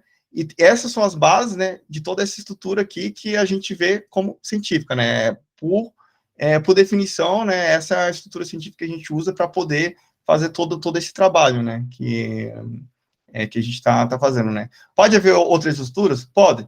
Mas essa foi a estrutura mais cientificamente falando, né? Aceitável, né? Que a gente encontrou para poder conceituar a questão da constelação de uma forma que a gente possa estudar de uma forma científica, né, e poder expandir o método, né, para várias áreas, né. Isso foi chegado nessa conclusão, né, conversando com diversos consteladores, pesquisadores também que estão aqui fora. A Schultes também, né. Então, toda essa apresentação a gente mostrou para ela, né, então a gente, ela meio que validou, né. Então, dizer que é uma filosofia aplicada à fenomenologia é pouco. Então, ou que está alinhado com a natureza humana? Então, são respostas que são factíveis, né? São modelos, assim, que podem ser usados, né, para explicar, né? Porém, muitas vezes, quando você vai para uma empresa, muitas vezes, quando você vai dar uma aula, escrever um artigo, né, esses conceitos, muitas vezes, não são conceitos que são refinados o suficiente, né, de uma forma mais determinística para que possa ser cientificamente explicada, né. Obviamente que toda ciência é baseada na filosofia, né. Porém, quando a gente quer validar, né, para o amplo uso da sociedade, a gente precisa estudar com rigor, né, e explicar com detalhes o que realmente acontece nas constelações. A gente precisa montar uma estrutura formal, uma estrutura reprodutiva, que as pessoas possam estudar, que as pessoas possam seguir um caminho metodológico para que, no final, a pessoa tenha um processo de formação que condiz com o potencial do método, entendeu? Porque se a gente não faz esse esforço de estudo, de detalhamento do próprio método, o método não vai ter esse potencial muito grande de ação dentro da sociedade. E muitas vezes ele se perde, né? Tem até uma frase de um cientista físico que até fala, ó, se você tem um método, e esse método não foi devidamente medido, ele vai se perder na história e vai sumir, né? Então, assim, a gente vê, de acordo com a história da humanidade, né, se a gente quer fazer com que uma teoria possa ir para as próximas gerações, a gente precisa estudar ela, precisa detalhar ela de uma forma, assim, cada vez mais rigorosa, né, e robusta, para que as novas gerações possam estudar isso e possam reproduzir, possam colocar em prática toda a potencialidade do método, né? Um grande exemplo é justamente a segunda lei de Newton, né? Por que a segunda lei de Newton está tão em vigor na sociedade atual? Ela é de mais ou menos de 1600, né? Como é que ela está até hoje agora, né? A lei de Newton, a segunda lei de Newton, é tão forte dentro da sociedade, que as pessoas, elas usam os sentimentos delas, assim, né? E ver os sentimentos delas de uma perspectiva mecanicista newtoniana, né? Poxa, eu estou chocado, né, com tal coisa, né? O choque que são partículas colidindo, né? Segundo a lei de Newton, né? Força e reação, né? Então, acontece. A segunda lei de Newton está aí, por quê? Porque a gente tem toda uma descrição detalhada do que é realmente a segunda lei de Newton, né? A gente pode medir, a gente pode discutir, a gente pode reproduzir, né? A segunda lei de Newton que se aplica no Brasil é a mesma que aqui na Europa, né? Então, assim, é preciso fazer esse trabalho, né, na constelação também, né? Para que ela possa crescer no seu potencial total, né? E não é um trabalho que vai fazer do dia para a noite. Né? É um trabalho que várias, né, vai se fazendo, vai se contribuindo, né, vai se iniciando esse processo. Então, a Camila fez uma pergunta assim, foi pensado em algum momento a física quântica participar dessa base para dar a base científica, né, da constelação familiar? A gente precisa de dados para fazer isso, né? Isso. A gente não tem nem dados, a gente não entende como que a constelação familiar funciona, porque a gente não tem essa análise mais detalhada e acurada. Então, como é que a gente pode falar sobre a física quântica se a gente não sabe nem muito, não tem dados que mostrem o que acontece dentro da constelação, né, para a gente poder chegar lá com a fundamentação, com a base, né, e dizer sim, existe essa relação, faz parte, e eu tenho dado aqui que mostra isso. Isso, exatamente. Então, acontece, a gente não diz que é impossível, que não tem nenhuma correlação, né? A gente só diz que a gente precisa, né, de ter dados, né, para a gente poder fazer toda a big picture, né, de uma forma sistematizada do método, né, para a gente poder fazer correlações, né? Exatamente. Basicamente, foi assim que a segunda lei de Newton surgiu, né? Newton chegou, mediu, né? Fez as medições, botou tudo numa tabela, né? E começou a falar, ó, isso aqui está relacionado a isso, aquilo, né? A segunda derivada por exemplo, a aceleração, né, segunda derivada da variação do espaço, né? Então, ele fez todo o equacionamento, né, para chegar naquilo, né? Então, a gente precisa de dados para poder fazer toda essa correlação, né? Exatamente. E é possível fazer isso. É possível fazer, só precisa de dados. Exatamente. Se dizem que é possível mensurar cientificamente amor e suas formas e modelos, com certeza é possível mensurar as constelações, né? Pois é, né? A gente fica no ar, né? Tem várias possibilidades, né? E a gente está com uma grande esperança, né? Da gente poder, né? Tá trabalhando nesse quesito, assim, né? Vamos aqui onde a gente está. Tá. A gente vai Como mensurar a constelação? Uma iniciativa, uma tentativa, né, nossa, de iniciar esse processo. Isso. O que a gente fez? Esse artigo, inclusive, está em avaliação, né? Agora, né? Está na última etapa de correção, né? Um artigo científico, numa revista de fator de impacto 10, né? Que mostra, né? Essa abordagem de medir a constelação, né? E o que a gente fez? A gente selecionou 5 pessoas, né? E 3 equipes. Né? Então, 3 equipes de 5 a gente pessoas. tem 3 equipes para 5 pessoas, né? E a gente foi fazer a constelação com essas pessoas, né? E a gente só colocou 3 elementos na constelação, né? A gente colocou o elemento do indivíduo, a pessoa em si, né? A gente colocou um elemento que representa o time e o elemento que representa o projeto, né? O projeto que a pessoa estava trabalhando, né? Era uma constelação aplicada na educação, né? Então, a gente colocou um projeto, né? Para que eles possam trabalhar em equipe, né? E a constelação foi feita na modalidade de âncoras de solo, né? Então, eles tinham um elemento, sentiam, e a coleta de dados que a gente utilizou, nós tínhamos um aplicativo interno onde eles sentiam aquele elemento, né? E colocavam no aplicativo de forma anônima o que eles estavam sentindo quando entravam em contato com o elemento. Isso, exatamente. Aí eles davam o relato deles, né, durante a constelação, né, falavam, esse elemento não tá legal, esse elemento me sinto melhor, esse elemento... Aí eles iam falando, né, e a gente coletou todos esses dados, né, e no final das constelações, né, a gente viu esse gráfico, né, que, por exemplo, eles tiveram, né, uma resposta positiva, né, eles estavam conectados com si mesmos de uma forma positiva, né, mais positivo do que negativo, né? Com o time, né? Não estava tão positiva quanto a questão individual, né? Então, por exemplo, no próprio time, né? Houveram desavenças, né? Houveram alguns tipos de conflitos no próprio time, né? Que a gente conseguiu atenuar, né? Resolver um pouco a constelação, né? Para o projeto se dar, né? E o projeto, né? Ele ficou entre meio termo entre esses dois, né? E isso depende aqui de ter a visão geral, né? Mas em cada fase do desenvolvimento do projeto, isso vai variando, né? Isso.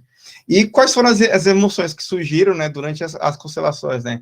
Então, assim, a primeira emoção, né, as pessoas eram adolescentes, né? Então, adolescentes, no ensino médio, né? Muita energia, muito entusiasmo, né? E então, assim, o entusiasmo foi lá em cima, né? E com o uso da constelação, né, a gente foi vendo, né, a questão da calma surgindo, né? Calma, tranquilidade aqui, né? Que é bem interessante, né? Relaxamento, né? O sentimento de desejo, né? De willing, né? Pursue, né? De querer, né? Avançar, né? De força, né? Confiança, né? E por aí vai, né? E a gente só não tem, né? Sentimentos positivos, né? A gente também teve relatos, né? A partir, né, das âncoras de solo, né? Eles foram relatando, né, os problemas que foram surgindo ao longo do projeto, né? Questão da ansiedade. Então, a ansiedade nos adolescentes que a gente abordou, né, estava bem alta, né, e depois vem confusão, né, depois vem medo, né, e por aí vai, né, então... Sensação até de incapacidade da parte deles, principalmente quando chegavam partes com maior dificuldade, né, nas partes mais desafiantes, ou quando se encontrava a equipe, né, ela se encontrava em momentos de crise, né, vinha muito fortes esses sentimentos. E o interessante é que, à medida que nós íamos fazendo as constelações, nós fomos observando uma mudança nesse comportamento, né? que é essa aqui. Principalmente, nós vemos que a ansiedade está bem alta lá na visão global, né? Dos sentimentos mais negativos, a ansiedade foi o que predominou.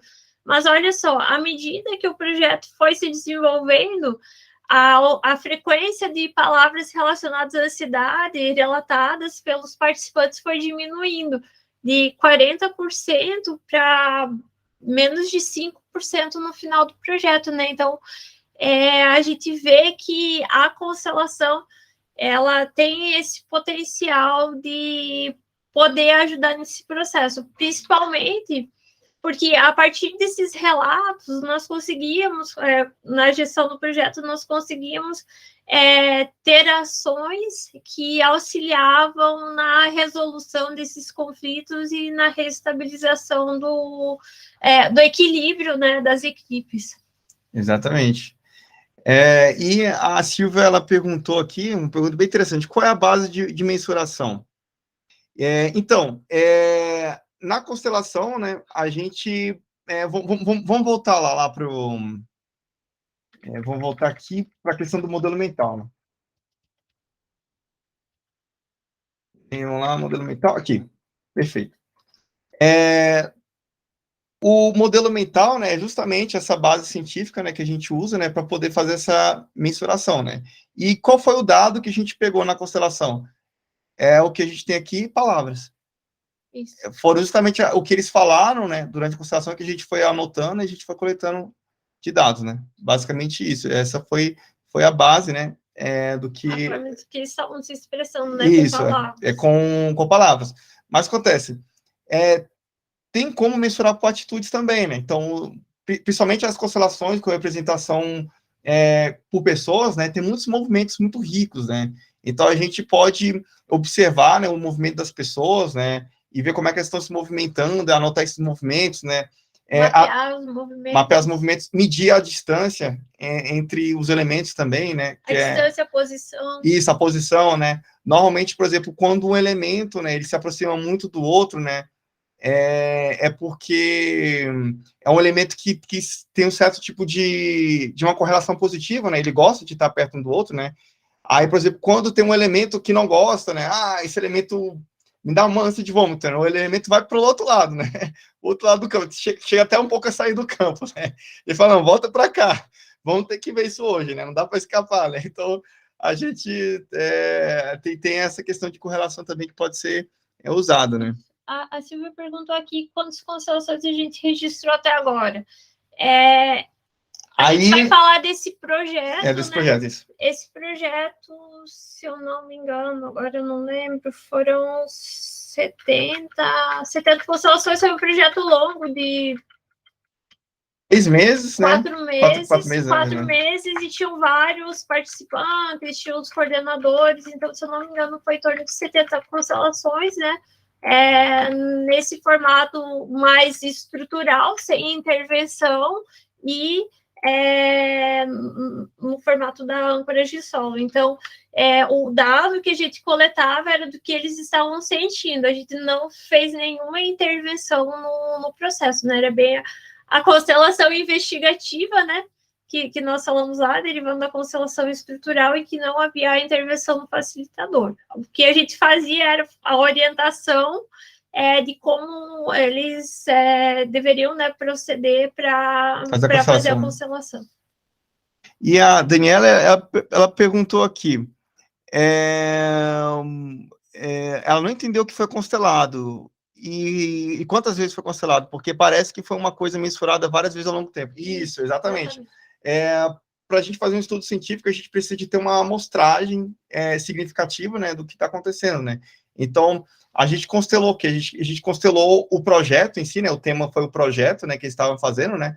E o projeto, né, tinha... Essa constelação, no campo, tinha 3 elementos, né? Que é o elemento que simbolizava a pessoa, a si mesma, o elemento que representava o time dela, a equipe, né? E o elemento que representa o projeto dela, né? O projeto que a equipe estava desenvolvendo. Então, como que era? Eram 3 grupos e eles tinham uma tarefa para cumprir. E essa tarefa era dividida em pequenas subtarefas, que é o que a gente chama de sprint, né? Então, cada sprint, eles deveriam fazer uma entrega. E ao longo dessas sprints, que tinham em torno de 2 a 3 semanas, existiam vários encontros, e nesses encontros, que eram encontros de alinhamento, encontros de retrospectiva, nesses encontros se fazia a constelação. Então, foi nesse período. Aí a gente vê aqui o acumulativo ao longo desses 4 meses de estudo. Isso, exatamente. E o intervalo entre cada constelação, a gente deu mais ou menos 15 dias, assim, entre cada uma das constelações. Maravilha. Então, assim, dado, né, essa abordagem assim, de medir a constelação, né, com certeza há outras abordagens, né, há outras abordagens que a gente está estudando. A gente está estudando em medir a distância dos elementos, né, a gente está estudando também a questão dos movimentos da pessoa, né? Cruzar a fala com a expressão facial dos soldados de fala, né? Porque muitas vezes a pessoa pode falar uma coisa, mas a expressão facial dela é outra, então a gente está pensando assim em todas essas abordagens, e a gente tem essa aspiração de no futuro poder chegar com uma metodologia robusta, né?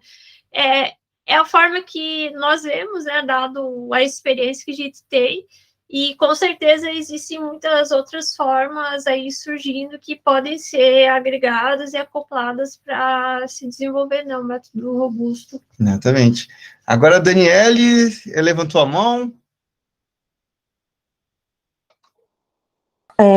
Só gostaria daí depois, quando for aberto, né, para a gente trocar para as perguntas, quando vocês derem a finalização, eu estou com uma levantada, só isso. Sim, tranquilo, perfeito. A gente já está terminando, já passou do tempo, mas assim, é importante esse momento, porque a gente deixa gravado, e aí outras pessoas quiserem consultar, né, tá o material disponível, assim, né, muito importante, né. Então, né, a gente agora vai entrar, né, numa sessão que a gente vê de boas práticas da constelação, né, o que se adota, né, na literatura, né, com relação a boas práticas, a como conduzir uma constelação, assim, né, o que o pessoal normalmente está fazendo, né? Lembrando que isso tudo é uma construção inicial, né, são ideias do que tem já, e que está sendo desenvolvido e precisa de mais ajuda, né? Mais ajuda para se desenvolver. Todas essas ideias que a gente está colocando aqui, fazendo esse brainstorm, assim. Isso. Então, o que tem de boas práticas que a gente vê na literatura, né? A constelação sistêmica, né? Ela normalmente é dividida em 4 partes, né? Então, assim, tem a primeira parte aqui, né, que é o diagnóstico, que é uma entrevista, né, que o facilitador, ele vai estar fazendo, né, com o constelante, né. Então, ele vai perguntar qual é o tema, o que você gosta de, o que você gostaria de constelar, né. E aí, ele vai fazer algumas perguntas com relação à história do tema, né, o que houve, né, a idade da pessoa, mais ou menos, né, daquela história, né, que está relacionado a esse tema que ela está querendo constelar, as pessoas que estavam envolvidas, né, nessa história, né, então, se tem essa etapa inicial, que é de entrevista.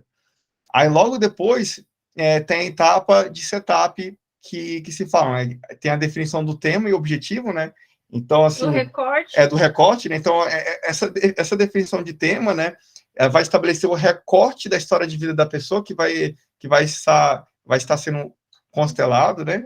O modelo mental. O modelo mental daquela história. Daquela história, né? E o objetivo, né? Você quer ver isso, mas você quer ver isso com qual objetivo, né? O que você quer chegar depois disso, né? Então, assim, também, né? É avaliado isso também, né? Logo depois tem a escolha do método de trabalho, né? O tipo de constelação, né? Ancoragem de solo, representação de pessoas, objetos, né? Vai ser bonequinhos, familiar, né? Vai ser familiar, vai ser organizacional, estrutural, isso. O que o sistema está pedindo, né? Basicamente, olhar para isso. Poxa, o sistema, eu tenho esse tema aqui com esse objetivo, o que o sistema pede? qual que é o contexto, né, que eu vou estar olhando essa situação. Isso. Aí tem a questão de disposições dos elementos, né? Na literatura, a gente tem essa abordagem do elemento ser oculto ou não, né? E a questão da representação dos elementos, né? Se é âncora de solo ou não, né?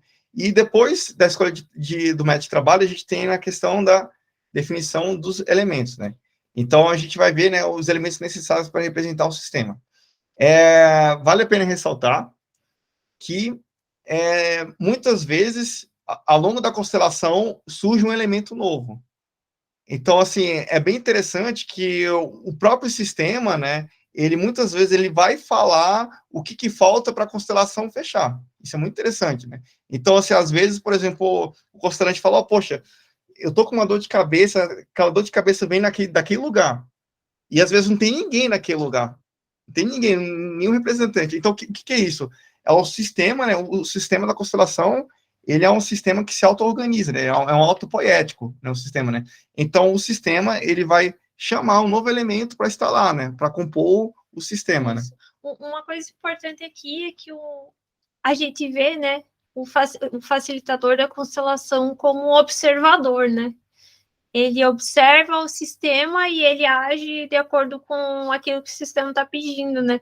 Muitas vezes pode acontecer do facilitador, ele fica muito apegado àquela definição inicial dos elementos. Poxa, eu fiz esse recorte aqui, eu quero que seja esses elementos.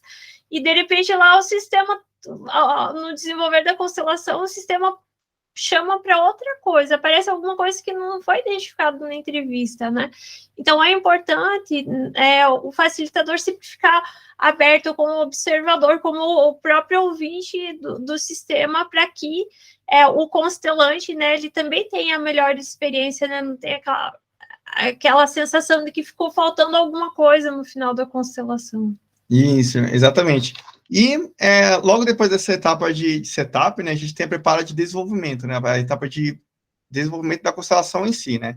E a gente viu, né, que essa etapa do desenvolvimento da constelação, né, ela pode ser, não é obrigatório isso, né, mas é algo que pode ser usado, né, uma etapa estrutural e etapa de processo. O que é etapa estrutural? Etapa estrutural é aquela que os elementos são colocados, né? Então, os elementos são dispostos no campo da constelação, né? E depois que esses elementos são dispostos, aí, né, vai haver um certo tipo de comportamento de cada elemento, né, da constelação, né? É só a estrutura do campo, né? O que é justamente como os elementos se ligam com relação à constelação, ao campo, né? E logo depois dessa primeira etapa estrutural, né, há uma etapa que a gente chama de etapa de processo, né? Aí tem as intervenções, né? Aí tem as facilitações, né? Eu vejo você, sinto muito por tudo. Agora eu vejo que você vem primeiro, né? Eu vim antes, né? Então aí tem essa etapa do processo, que é justamente essa etapa que o facilitador atua bastante, né? Que é a etapa de facilitação. E importante que também é que elas podem ocorrer juntas, né? Não é assim, primeiro estrutural, depois processo, vai. Elas acontecem de uma forma dinâmica, né? Por exemplo, na constelação estrutural já não se tem processo, né? Na constelação estrutural do Matias Vargas não tem processo, nem na investigativa também não tem. Mas, por exemplo, na familiar, na organizacional, na transpessoal, por exemplo, tem etapa de processos. Acontece a estrutural, que é a disposição dos elementos no campo, e a etapa de processo, elas vão acontecendo de forma dinâmica também. Isso, exatamente. E depois que se faz a constelação, né, aí tem a questão da conclusão, né, o fechamento da constelação, né. Aí, a conclusão, né, cada constelador, assim, tem um método, assim, que ele gosta de usar para concluir, né, a constelação, porém, o que a gente vê que é comum dos métodos é o quê? São os aprendizados. No final de uma constelação, a pessoa ela sempre tira um aprendizado, né? Os aprendizados são observados, né? De acordo com a experiência que ela teve, né? E aí tem aquela famosa frase, antes eu não via, agora eu vejo, né? Então, assim, todas as vezes, né, que a pessoa está dizendo essa frase, né, é justamente um aprendizado que ela teve, né? A visão dela se amplia, né?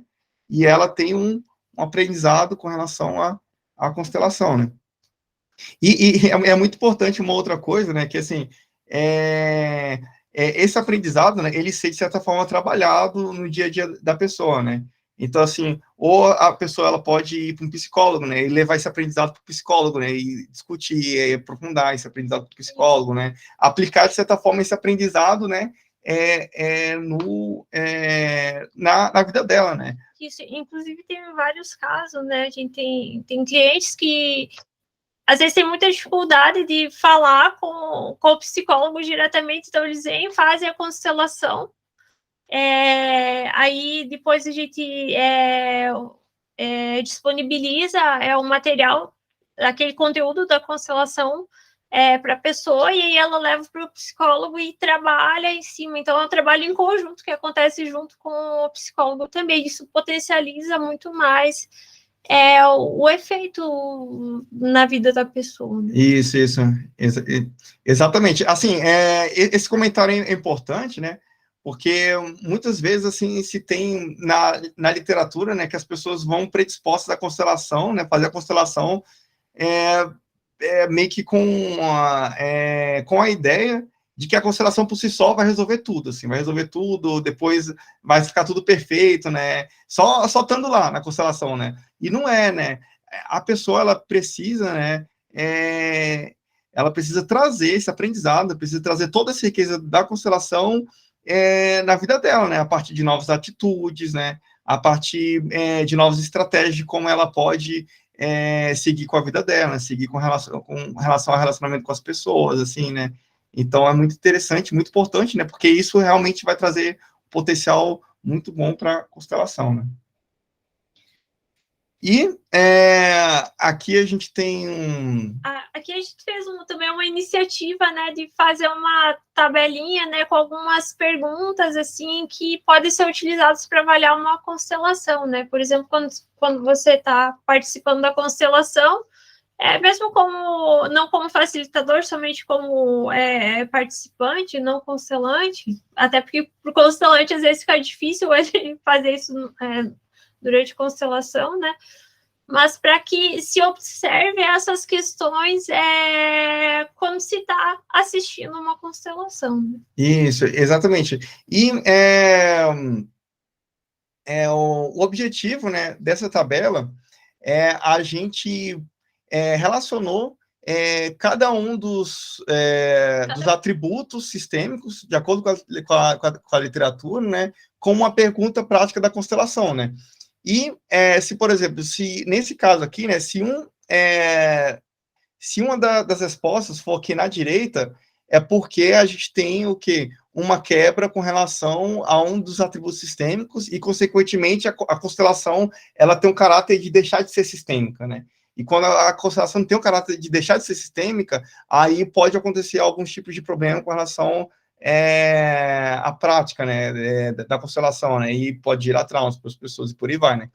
Então, por exemplo, com relação à finalidade, né, se a gente quer saber se aquela constelação atendeu o princípio de finalidade da teoria geral dos sistemas, a primeira pergunta no final da sessão, o constelante se sente melhor?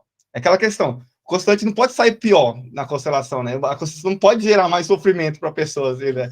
A constelação precisa ajudar a pessoa, né? Isso.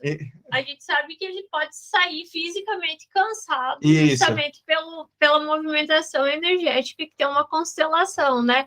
Mas sair traumatizado da constelação, finalizou a constelação e ele está transtornado, traumatizado, isso é um sinal que deixou de ser sistêmico. Deixou de ser sistêmico. E alguma coisa estranha aconteceu ali, né? Lembrando que quando deixa de ser sistêmico, aí deixa de ter todos os pressupostos do Bert Hellinger, porque o Bert Hellinger ele pega toda a teoria geral dos sistemas e aplica, né, na questão da constelação, né? Então, assim, todos esses atributos sistêmicos, né, tá no fundo, né, da teoria do Bert Hellinger. Então, é bem interessante isso. A segunda pergunta é como foi a experiência do constelante, né? Positivo ou negativo? Está um pouco relacionado à primeira, né? A terceira, o constelante conseguiu aprender algo que pode ser aplicado na melhoria da sua qualidade de vida, né? É aquela questão, né? O sistema precisa atingir o objetivo de melhoria, não pode ser pior, né? E o sistema está mais coeso e equilibrado, né? Às vezes a gente fecha uma constelação, né? Aí tem um elemento que está no chão, tremendo no chão, assim, né? Aí a pessoa, não, acabou o tempo, não dá mais para constelar, né? Então, assim, Fica para a próxima, né? Então, é uma situação difícil, é uma situação muito complicada essa, assim. É uma situação que a gente tem que... tem um elemento que está ali no chão, tremendo. Então, assim, vamos ter a compaixão de... Vamos estender um pouco o tempo e a gente vai trabalhar com esse elemento um pouco, vamos tratar ele, vamos ver o que a gente pode fazer, né? Amenizar aquilo que está acontecendo aqui. Isso. Exatamente, até o sistema ficar mais coeso e mais equilibrado, né? Aí tem a questão, né, do atributo, né, de relacionamentos e conexões, né? Os relacionamentos entre os elementos estão mais equilibrados e harmonizados, né? Ou seja, no final da constelação, se um elemento está brigando um com o outro, aí tem uma coisa complicada aí. Aí indeferiu, assim, não atingiu, né, o atributo do sistema de relações harmônicas. Então, tem que dar uma olhada nisso. Integralidade. O sistema foi definido com todos os elementos necessários. Então, assim, se há uma família, tem que incluir todo da família. Não pode excluir nenhum, assim. Essa coisa de excluir elemento da família, isso é um dos desequilíbrios clássicos, assim, né, de um sistema familiar, né? Então, assim, tem que incluir todo mundo. Assim, teve aborto, não teve aborto, o que aconteceu, né? Então, tem que incluir todo mundo faz parte da família, e todo mundo é importante, né? Aí tem outra pergunta relacionada também, né? Todos os elementos do sistema estão incluídos, né? Então, tem que ver se realmente está incluído. Tem casos que é interessante, né? O sistema está lá, o elemento está no campo. E aí a gente pensa que está incluído. Mas a gente precisa perguntar para ele: você se sente incluído? Você se sente parte desse sistema? Como você está se sentindo? Muitas vezes, assim, o elemento fica encolhidinho assim, não me sinto parte, tem uma barreira aqui na frente. Aí o que é essa barreira, né? Então, é interessante ter esses insights, assim, na hora. É a questão do sistema aberto, né? O sistema considerado foi devidamente abstraído, né? Então, assim, tem os problemas familiares que levam para o trabalho e tem problemas trabalho que levam dentro da família, né? Então, precisa ter um certo tipo de abstração, né, do que vai ser importante a ser trabalhado, né? Os problemas abordados são relacionados verdadeiramente com a questão da constelação. Então, às vezes, assim, tem um problema que tá só do trabalho, e a pessoa pensa que é um problema familiar, né? Aí faz a constelação sistêmica, poxa, não melhorou, tá pior, tá? Então, é interessante, né, a gente ver exatamente qual é a raiz dos problemas. As conexões com os outros sistemas ou meio externo foram devidamente mapeadas para definir coerentemente as responsabilidades e os papéis de cada elemento, né? Então, assim, a gente precisa definir exatamente, por exemplo, eu tenho um problema que está relacionado ao trabalho, mas também está relacionado à família, né? Então, é importante a gente poder fazer esse desenho, né, de uma forma assim que a gente possa trabalhar de forma harmônica entre cada tipo de sistema, né? Exatamente. Aí tem a questão da equifinalidade, né? As ações do constelador foram devidamente direcionadas para que o sistema se equilibre e atinja a sua finalidade, independentemente do estado inicial do sistema, né? Então, é aquela questão, né? O constelador, ele precisa sempre, né, ter ações, né, ter intervenções para que o sistema se equilibre, né? Isso, e aqui a gente entra muito naquela discussão da ética, de como que as intervenções são conduzidas, porque muitas vezes as intervenções elas podem até ser muito agressivas para o sistema, né? Então, por isso, essa posição do facilitador, né, como observador, ela é fundamental para que as próprias ações dele, elas condizam com o que está acontecendo naquele sistema, né? Isso. E assim, e também, né, o constelador, ele precisa também estar sensível ao aspecto cultural no qual o constelante está. Um bom exemplo, por exemplo, assim, na cultura islâmica e árabe, o homem, ele pode ter várias esposas. E aí, na cultura da consteladora, não é assim. Na cultura da consteladora, o certo é o quê? É um homem ou uma mulher, né? Mas o constelante, ele traz essa cultura com ele, assim, né? Às vezes, assim, muitas vezes é a cultura ancestral dele, né? Então, assim, é importante, né, a consteladora tá sensível a esses aspectos culturais, para que esses aspectos culturais se equilibrem, né, de uma forma harmônica com o sistema que está Isso, e sendo as abordado. próprias crenças também, Isso. né? Às vezes, por exemplo, pode vir, né? A gente fala da cultura islâmica porque ela está se espalhando bastante, mas, por exemplo, outras culturas, né, que têm crenças diferentes, muitas vezes se aplicar arrisca, assim, você ter uma crença, vai ter um choque de crenças, né? E se o facilitador não tem essa sensibilidade, pode também gerar um trauma, uma discordância ali do que está acontecendo, né? Isso, exatamente. Aí a gente tem uma pergunta aqui, rapidinho. A questão cultural são os novos modelos de relacionamentos, como não monogamia, como fazem? Usam a teoria de Bert? Isso aí é uma questão muito polêmica, né? E a gente sempre vai voltar, né, para os princípios sistêmicos, né, para os princípios da teoria geral do sistema, né? Então, na hora, o constelador ele precisa ter a sensibilidade de entender o que o sistema pede, né? Com que o sistema se equilibra, assim, né?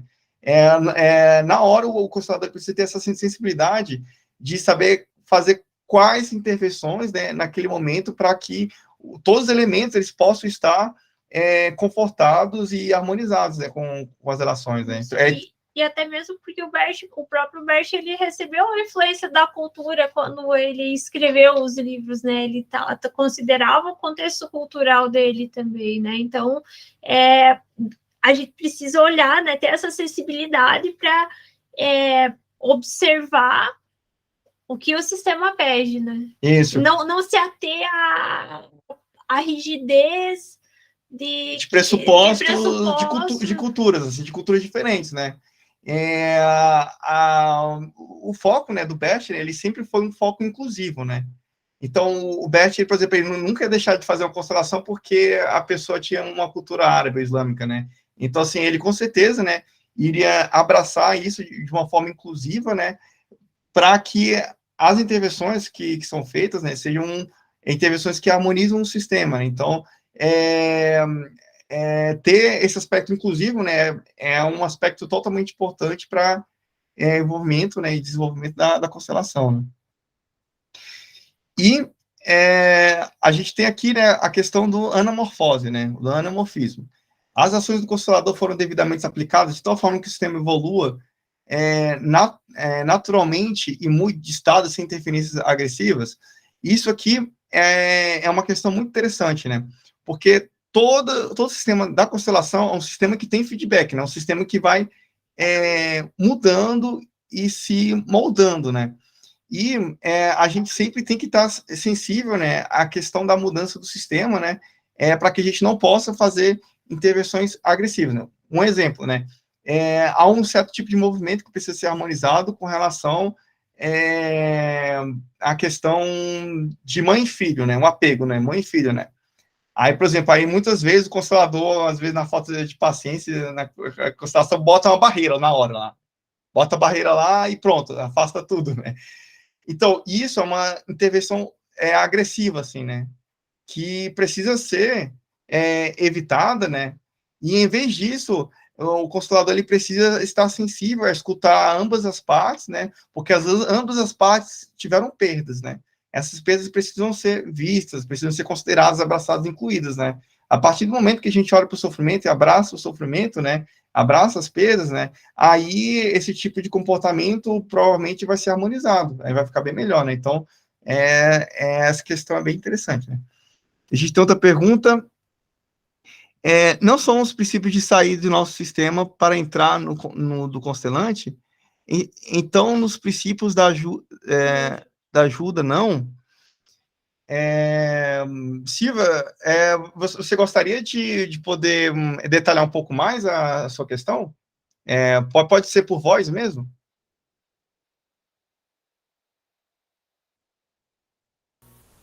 Tudo bem, sem problema. Não, é que a questão cultural me tem chegado nesse sentido de que eu saio do meu sistema, ou seja, bom, e aí já falei que a minha origem é comunicação e semiótica da cultura, então eu tenho testado em vários momentos da vida, sem nem entrar em constelação. Agora, em constelação aparece isso. Eu tenho que sair do meu sistema, então eu saio daquilo que eu estou acostumada, que eu tive no meu sistema de origem, para ir ao sistema do meu constelante, né? Daquilo que com aquilo que ele trabalha. Acho que me parece, quer dizer, será que não estão nos princípios da ordens de ajuda, né? O livro do Bert, que dá as ordens de ajuda, ou seja, sem medo, sem amor, sem julgamento. Né? Se eu começar a julgar, desista, fecha o boteco e vai fazer outra coisa na vida. Constelação não vai dar certo. Excelente. É isso mesmo que vocês pensam? Quer dizer, é o que eu... Exatamente. Tá, ok. Quer dizer, então, isso é uma coisa, talvez, aí para as meninas, para a gente pensar justamente nessa... muito seriamente na questão de... não é quantificação, de análise, né? Desculpa, eu falei que não devia. É isso aí, Silva. A gente concorda plenamente. É isso mesmo, né? Aí a Daniele fala uma coisa bem interessante. A cultura do constelador não pode existir no campo. É isso mesmo, Daniele. O constelador ele tem que realmente se esvaziar, né? Sair de qualquer posição de julgamento para poder estar no campo, né? Como facilitador, né? Abraçando, né? E olhando, né? Observando, né?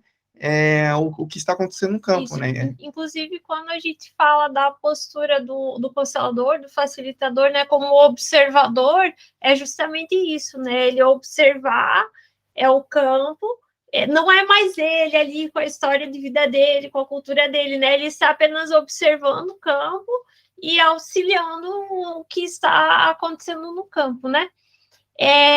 Porém, na prática, dependendo... hoje em dia a gente sabe que tem vários cursos de formação de vários níveis, né? E os traumas dos muitos relatos de traumas com constelação, né? De processos, de experiências traumáticas a partir de uma constelação, vem porque talvez o facilitador, né? Ele se posicionou como um ator e não como observador na constelação, né? Então, no preparo desse material, né? A gente está nesse movimento para preparar esse material. Isso que a Silvia falou, assim, é bem, bem importante, se olhar para isso, né? Para olhar mais com carinho para isso, para se pensar em que a gente pode fazer essa análise mais apurada, né, mais detalhada. Exatamente. Isso. E lembrando aqui que essas questões, elas são uma ideia inicial, e aí precisamos estender elas, adicionar mais questões, ou reformular se for necessário, né? Então, nesse processo, né, esse movimento que a gente vem aspirando. Exatamente. Aí, né, na tabela anterior, a gente avaliou as questões relacionadas à teoria geral dos sistemas, né, para saber se a constelação é sistêmica ou não. Agora, a gente vai avaliar se o modelo mental está devidamente sendo respeitado, né, ou seja, né, a questão do campo, né, será que o campo está sendo respeitado, né? Então, por exemplo, assim, a gente tem essas perguntas, né? O constelador deu espaço suficiente para o constelante se expressar devidamente, né? Às vezes, por exemplo, tem muito constelador apressadinho, né? Fica aí, fala, vamos, fala. Aí parece que é um monólogo, né? O constelador tá... Então, assim, dar o espaço, o tempo para que a pessoa possa se expressar, né? É muito importante, assim.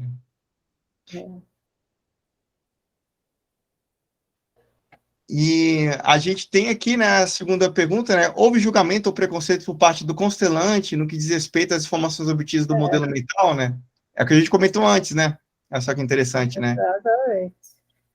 É o que a gente comentou antes, né? Às vezes, por exemplo, lá na constelação, lá tem uma questão religiosa muito forte, né? Que vai contra a religião do constelador, né? Isso aí. Aí, assim, é aquele momento, né? Da gente se esvaziar, né? E observar, né? Observar e entrar no mundo da pessoa sem a gente colocar os nossos pressupostos, assim, né? Aí tem outra pergunta. O constelador efetuou interferências que contradizem o que o constelante realmente sente e expressa? Isso é muito importante, assim, né? Isso é muito importante. Por exemplo, às vezes o constelante, ele quer, por exemplo, ficar muito longe de um determinado elemento, né? E aí o constelador vai lá, empurra o constelante, força para o elemento, né? E aí isso não é... Isso está interferindo na questão do campo, na questão do modelo mental, né? Exatamente. Aí os pré-julgamentos, né? Isso, exatamente. E a gente começa, né, agora a nossa sessão de perguntas aqui agora.